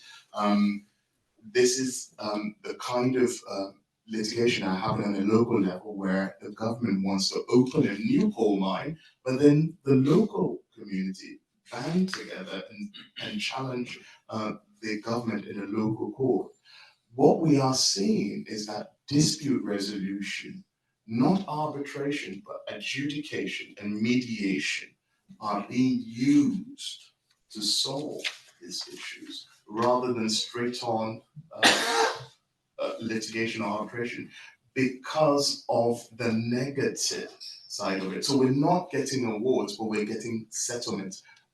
Example of that is SL Mining, for example. Big, huge, 2 commercial cases, exit case, died overnight. Yeah, I was looking forward to that arbitration. I was really looking forward to it, but it died overnight because of the negative impact on the environment, because there's no way, and I always say with mining, which I say to you, is where renewables hit us. Once you dig a hole in the ground, nobody wants to fight over it. Everybody just wants it to be like Dune. The spice must flow. Don't leave the mic up. One comment and one question before I sort of move to the others. I think what's very interesting is what I see on the African continent regarding new generation of BITs, where there are CAWAs when it comes to environment, where there are performance obligations when it comes to environment, and states are becoming very serious about environment as a whole. What my question to you is, what's the view of the local courts? Because the example you gave of a coal mine being set up and the local community pushing back, but equally, till the time the renewables technology is able to cater to everyone, coal mines will have to be operated. Power plants will have to be operated. What's the view the local courts are taking to issues like that? Let me quote a local minister: "You cannot sue us." I don't believe in many mouth answers to you. The state controls these. How do I put it? The judiciary is a part of the state, supposed to be independent, but it's never independent because currently, as it is. I can answer the question. There you go. Without saying much, I suspect you won't get much traction from the local courts because there's firmly inside of the government. As I said to you, a local minister in a small state in Nigeria said, "Let them sue us. Yeah, they'll find out who controls what." Okay, that's a very cheerful message, Latin America, right? Thanks, Sujak. Well, if I may start my answer with a shameless plug of my own chambers on enemy ground. Last night I was at an event at UCL, which was a launch event of a partnership between Gatehouse Chambers and UCL Bartlett School of Sustainable Construction, and it was on ESG. So I've learned quite a lot overnight, and now I'm prepared to answer you. So one of the things that I did learn yesterday is that it's really all about the G. The E and the S all go back to the G. If you've got poor governance, then that's where all the problems under E and S happen, right? So under the G, we have a unique situation in Brazil that I've not seen in any other jurisdiction. So top tier listed companies under the Brazilian Stock Exchange must arbitrate their shareholders' disputes by way of arbitration, unfortunately not administered by the ICC, but by B3, their own stock exchange arbitration chamber.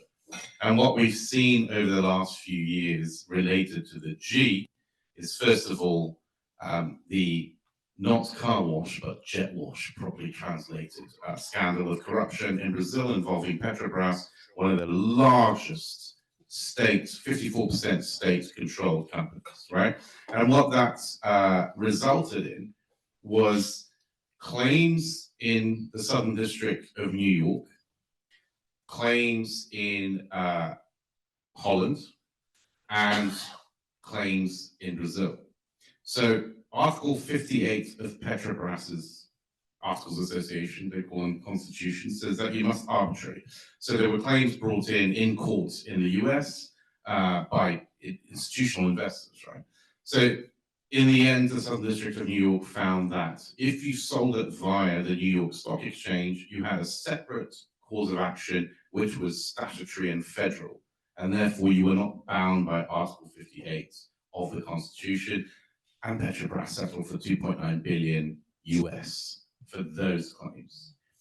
The Southern District of New York also found that if you purchased via the Brazilian Stock Exchange, you had to arbitrate as far as it's and the Dutch case is ongoing. There's a group class action called the Foundation, and there was a first instance decision in the Court of Rotterdam, which said that the English translation of Article 58 was not so clear that a retail investor would be able to understand that it was submitting to arbitration.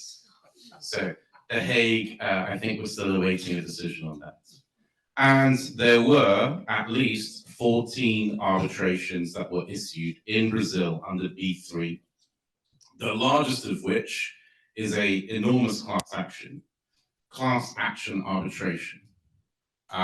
It's still contentious whether it's possible or not, but it's ongoing, and that biggest arbitration has got a decision on liability in its favor for the class. So there was a big question under Brazilian law as to whether or not the controller, which is the state, is able to be a party because we didn't have ISDS, so that was the closest thing. In one of the arbitrations, they tried to bring in the state, the union, as we call it, as the main shareholder, the controlling shareholder, who appointed the corrupt directors of Petrobras. That didn't go. But anyway, liability was found that actually the company is not a victim, it's a culprit, and so it is liable to pay because they're the only ones that have cash, right? Directors are sitting in a home jail somewhere. So that's one trend, and we've just seen another massive arbitration now with some 400 institutional investors from around the world against Vali for the same litigation that we're seeing now in London, moved down from Manchester. So similar claims, although not for the parent company, for the investors. Both claims are saying that the failure to report correct information to the SEC equivalent, the CVM, and the fraud means that they suffered a loss on the difference in the share price. And so what they're claiming in quantum, which will be no doubt for the experts here, a great opportunity to make quite a lot of billings if you're Lotus here. So there's two things on the G that I would say are quite unique, and they go to traditional. Vale is a mining company, Petrobras is an oil and gas company, so traditional energies. And so, I think that demonstrates one, a general backlash towards traditional energy. And the other thing that has happened concurrently is funding. So a lot of the ECAs that used to fund energy and the development banks that we see in Latin America especially have moved away from traditional energy and gone into renewables. And what we see is a lot of things like green bonds, which even the UK government is involved in for Latin America. And so actually a lot of the new money is going towards renewables. And that's partly potentially because of these big scale claims against the traditional energy companies. Thank you. And before I give Colin the last word, so to say, I think your focus on G has been very interesting because I was looking at the Indian experience, and again, the focus has been on the G. Even when it comes to environment, climate change, ESG, India has a very interesting regime, which I think started some good 50 years ago, where a public interest litigation will be filed, but it will not go to some domestic court, it will go to the highest court, the Supreme Court.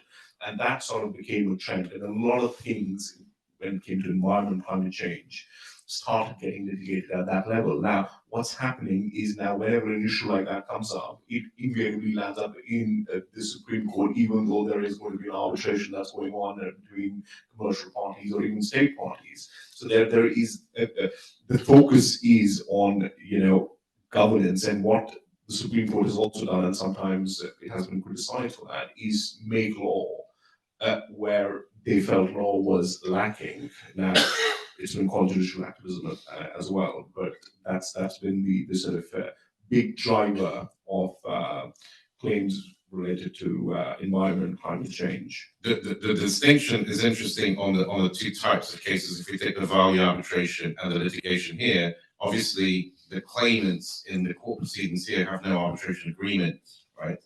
It's the institutional investors who are hitting them under the arbitration agreement, probably for more.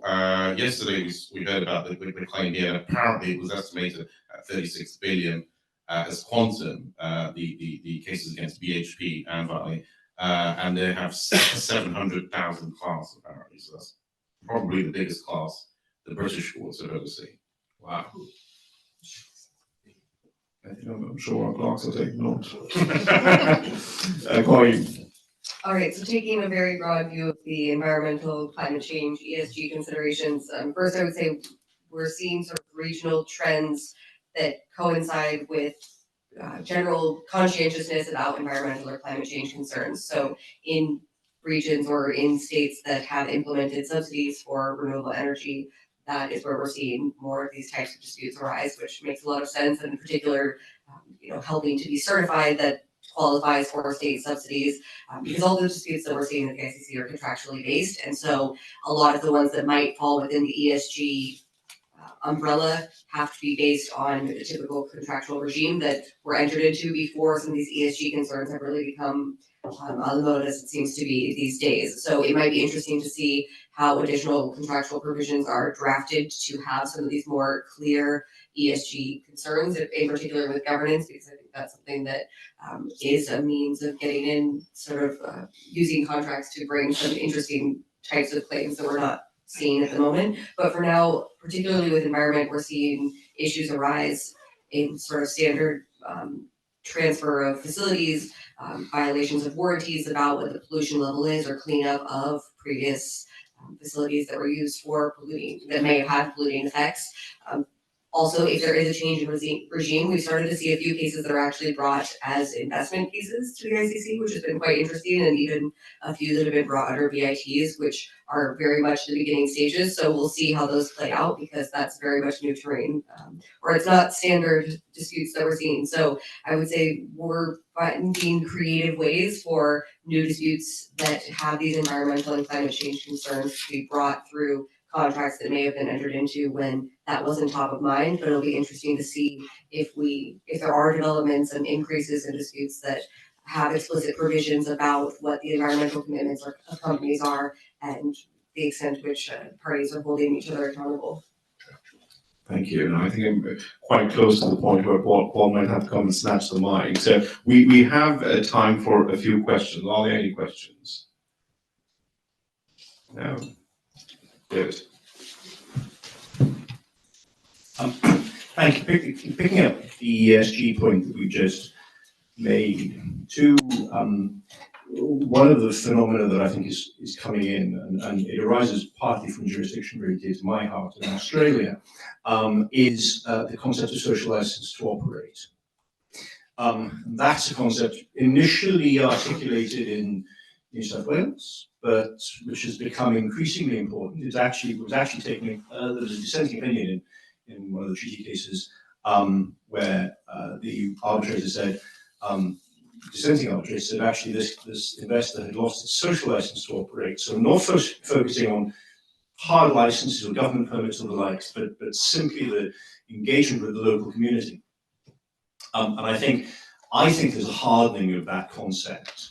I'd be interested in the extent to which people think that that's the case. And also, I know Tunde said once someone's dug a hole out of the ground, no one's interested in it. But actually, the articulation of social license to operate in ESG, I think, also manifests itself in disputes which are around, but which we will probably see in the future, which is as to decommissioning of mines and facilities. We're dealing with mines that are 100 years old now. And I speak, for those of you, the other jurisdictions very dear to me, as well as Western Australia, is South Wales, where people went all across the countryside and dug coal mines and abandoned them, and they had chain links on across them and they're flooded. But in terms of ESG and in terms of social license to operate, there has to be a commitment at the front end of a project to decommission, to restore, not necessarily to restore to ground level, but to restore to what the community will want in 50 years or 70 years or 100 years' time. And I think there may be issues on that as well that will start to come through, both from the point of view of ESG and from the point of view of social license to operate. Somebody disagrees. I have a question. You've seen My questions. No, I have a question for you. You've seen the size of those pits, open pits, and especially the kind you're talking about in Australia. How are you going to ESG that? Because, I mean, these are pits that you can put skyscrapers in. There's no way you're going to decommission that. And when you, I mean, to a large extent, we're already seeing ESG in places like Tanzania over issues, as you say, over mining reform. When they're talking about that kind of ESG. But when we see ESG, mostly, I suspect, will be the decommissioning of the oil wells and stuff like that as they come offline, or they start to reduce their yield and they're being sold off to new people. Now, buying a new oil well now will probably require you to take the kind of extra commitment that those guys that bought the original licenses didn't have. Now, I don't know whether people are making that kind of understanding that ESG now is different from ESG what it was 50 years ago. I'm not even talking about 100. I'm not going to go. I'm not that old either. Yeah. I mean, I think the answer to that is it's not remediating the pit, although there is an element of that. It is remediating the community, because the tradition has been in places like in Africa, in Australia, in places, you build a community and you dig a huge open cast mine. You close the mine and you say to the community, sorry, goodbye. And that community is just taken back to the desert. And the issue, I think, is how you then help that community transition to some future, either a different industry or whatever, because the issue is the community that's built up supporting the mine. That's Barnsley.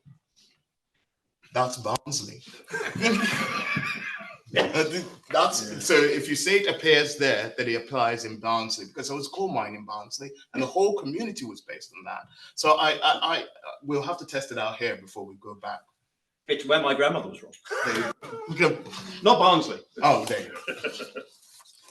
I don't have a response to the social economic aspect that you pick up, but I think, David, your point about decommissioning is very important, because I think what is happening in a lot of parts of the world, India included, is still there is a lot of push towards traditional energy just to sort of get to energy security, or for the time that renewable energy is there. And then these projects will be decommissioned. And I think that's when we're going to see a whole wave of claims, and a sort of a whole wave of BIT claims or ISDS claims, when investors as well as operators are told, fine, we can rely on solar, we can rely on wind, we don't need this. So I think that's going to be a very important point, and I don't think there is a clear answer, but it is going to lead to a lot of disputes. I'll just add to that. I'm not clever enough or experienced enough in ISDS to be able to give you an answer, but if I can draw down, we're in a CRB event. There were 2 lectures this year from Kabir and Toby, which talked about A, is the ISDS mechanism really suitable? B, should we be able to empower arbitrators and tribunals to at least hear human rights issues within an ISDS? And the third point is, there's discussion about potential of counterclaims in ISDS, but that may bring with itself, if a state is counterclaiming, it gets the money. What does it do with the money once it's got it? Does it actually go down to the community or not? But I agree, there's no clear answer, but certainly those are interesting conversations that are obviously in vogue at the moment. Yes.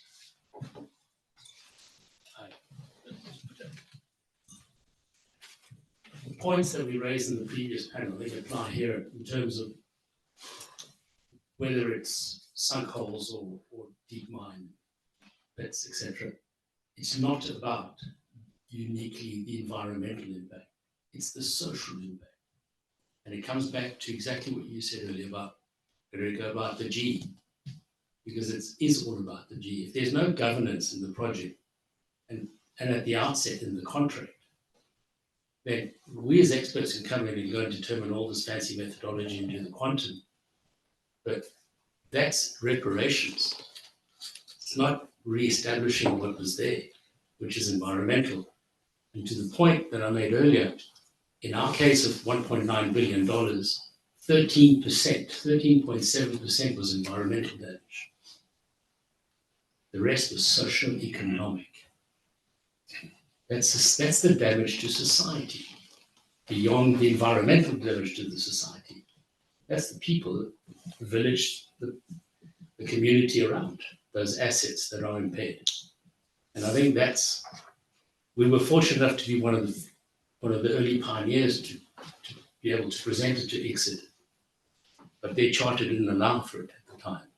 That's changed, because it did allow for environmental, but not for socio-economic, and obviously not governance. But now things like the CSRD and how it relates to the 10K filings of US listed companies that they have to disclose what they comply with under the CSRD, as council has shared with us, has created panic. Yes, it's only going to come in a few years' time. They better prepare now.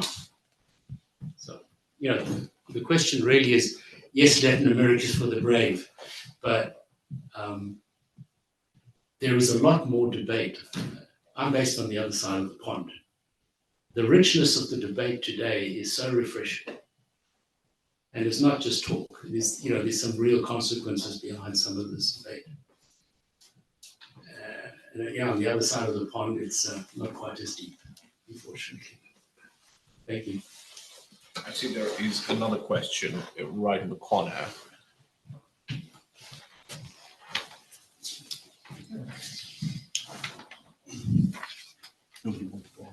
Hi, thank you, Daniel Jolly, accountant, chartered arbitrator.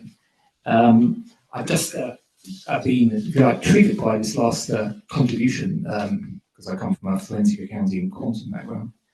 And I'm not sure it's been covered, but I'd be interested to know a little bit about the shape and/or components of a quantum claim in respect of socio-economic. I wonder whether it damages, perhaps, if it's okay with you. I don't know your name, of course.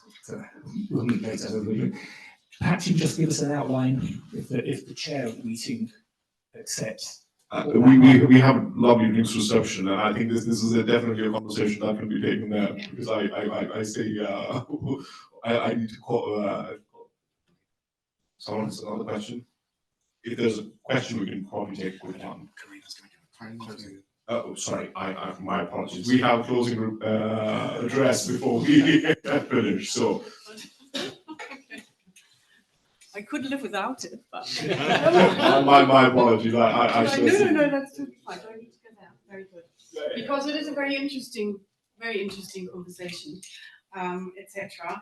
But it's been an afternoon full of information, I think, fully packed of content. And I think it is a daunting task for me as the chair of the London branch of the Chartered Arbitrators now to do the closing remarks on everything you are experts on. I'm only partly an expert in one tiny field of this. But I think from what we've certainly learned that it is a renewable industry or renewable energy is an industry that's still in its infancy. And that there are so many different kinds of challenges, but also opportunities, of course, that arise. And of course, one of the issues is funding, and it is huge amounts that are required to fund new technology in order to facilitate renewable energy gain. And those new technologies are often not tried and tested enough. And therefore, investors shy away of funding these new technologies. And that is, of course, a big issue because of what does a funder look at when they want, of course, high rewards. And these are huge risks and smaller rewards than the traditional energy industry. What else did I learned so much today again. It was absolutely fantastic to hear all the experts talking about also the different aspects of it, but not only the different aspects, also from the in-house, from council, from the governmental side support, also from an arbitral institution, from all aspects of the disputes that arise. I think what we've also learned is before we even come to all the different aspects of disputes, and as we've heard, for all of us in the room and online, our future is bright because there will be many more disputes. The issue is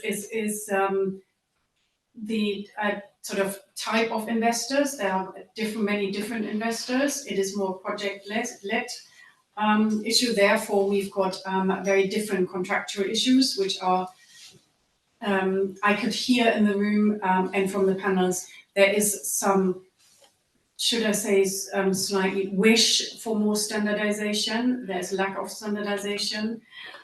We still need to learn so much more perhaps also from the traditional energy industry, also when it comes to, for example, complex tender processes, which could be more standardized, but equally also have more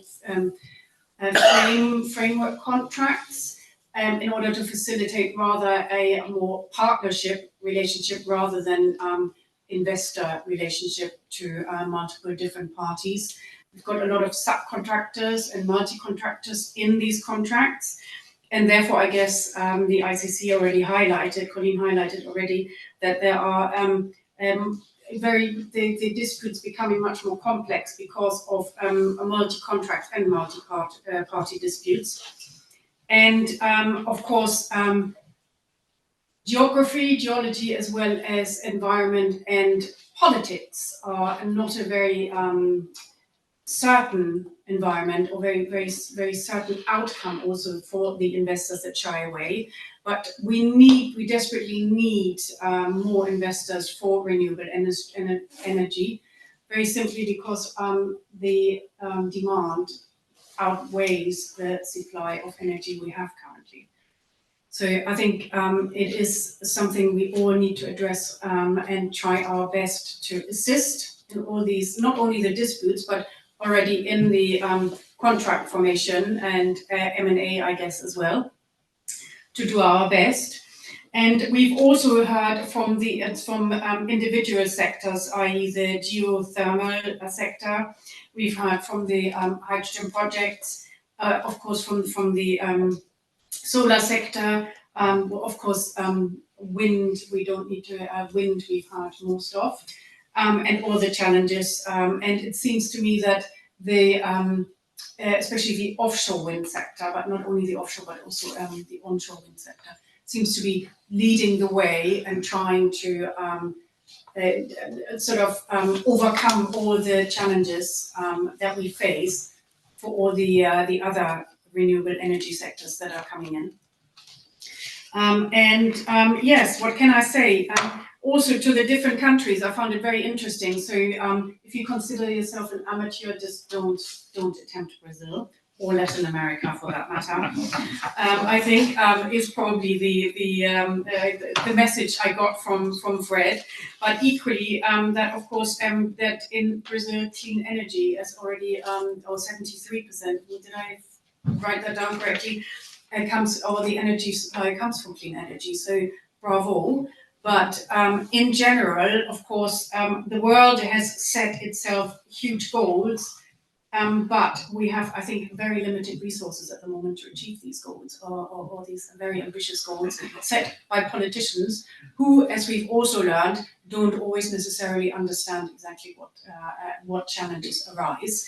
And we've also heard that we need to put a greater emphasis also to create a common language for these different experts for example, to combine mining, oil, gas and infrastructure in order to align this more, and perhaps this will also derive in a greater standardization in the end.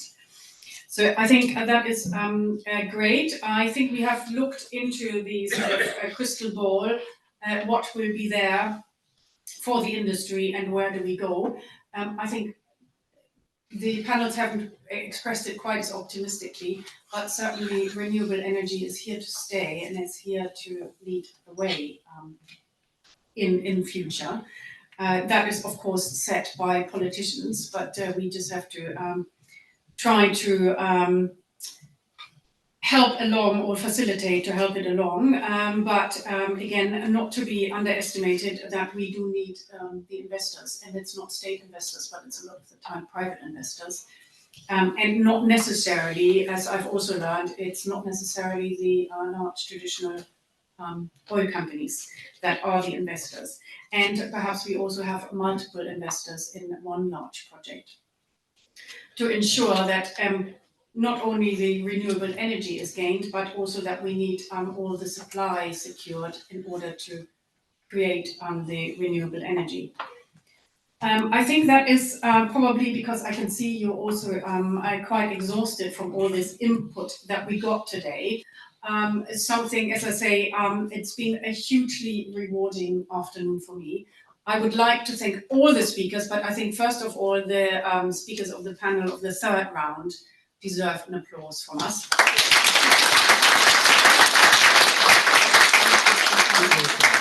Without you speakers, these events are not going to be able to take place. So many, many thanks. And especially for those that have come very far away from. So we've had Spain, but we've also had Azerbaijan, for example. It's great that you've come from everywhere because you think this event is a worthy one. And I have to say, Paul, where's Paul? Now there's Paul. And Paul, I know you've. I don't think anybody really appreciates how much effort it takes to put an afternoon together. So the juggling around the speakers, getting all the speakers, making sure you have speakers from all parts of all stakeholders in order to make it a very rich content and aspect and worthy for everyone in the industry. So thank you so much, Paul. It's really appreciated. Massive thank you for that. And I think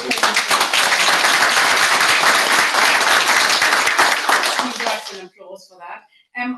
As chair, I've also got a couple of things just relating to the London branch and to our committee. The members will have seen that we've sent out now a letter to our members because we've got 5 spots to fill on our committee. So anybody that is interested in joining the committee, please fill in your form. Find 2 other members of the London branch, it has to be the London branch, to nominate you and send it off to us. We are very interested in getting more and more people and new people in from all aspects. So we'd like to motivate you to do so. You've got until the 11th of March to do so. So I'm looking forward to receiving more applications. Because as you can see, we've got a fabulous committee and it is not one of those committees that is very sort of political or ego driven, but we are extremely goal oriented. Otherwise we wouldn't have events like this. And it is a fabulous team. It's as I say, an exceptional committee and I just have the privilege of heading up for now. And our next event is going to be, of course, the International Women's Day. And since that is a Friday, so we are having the event together with the headquarters on the 7th already in the evening, followed by an event for sole arbitrator practitioners and how to go about it on the 12th of March. And perhaps we've also got another event, Daniel, is it the 17th of April? Or is it the 10th? Okay, yeah, I think it's fixed as actually 10th of April. And a workshop for fellows of the CR, a very practical approach that is kindly sponsored by Daniel's firm. And one note perhaps also for the diary, the date, the 25th of April is our AGM. So we always love your input. Many thanks for that.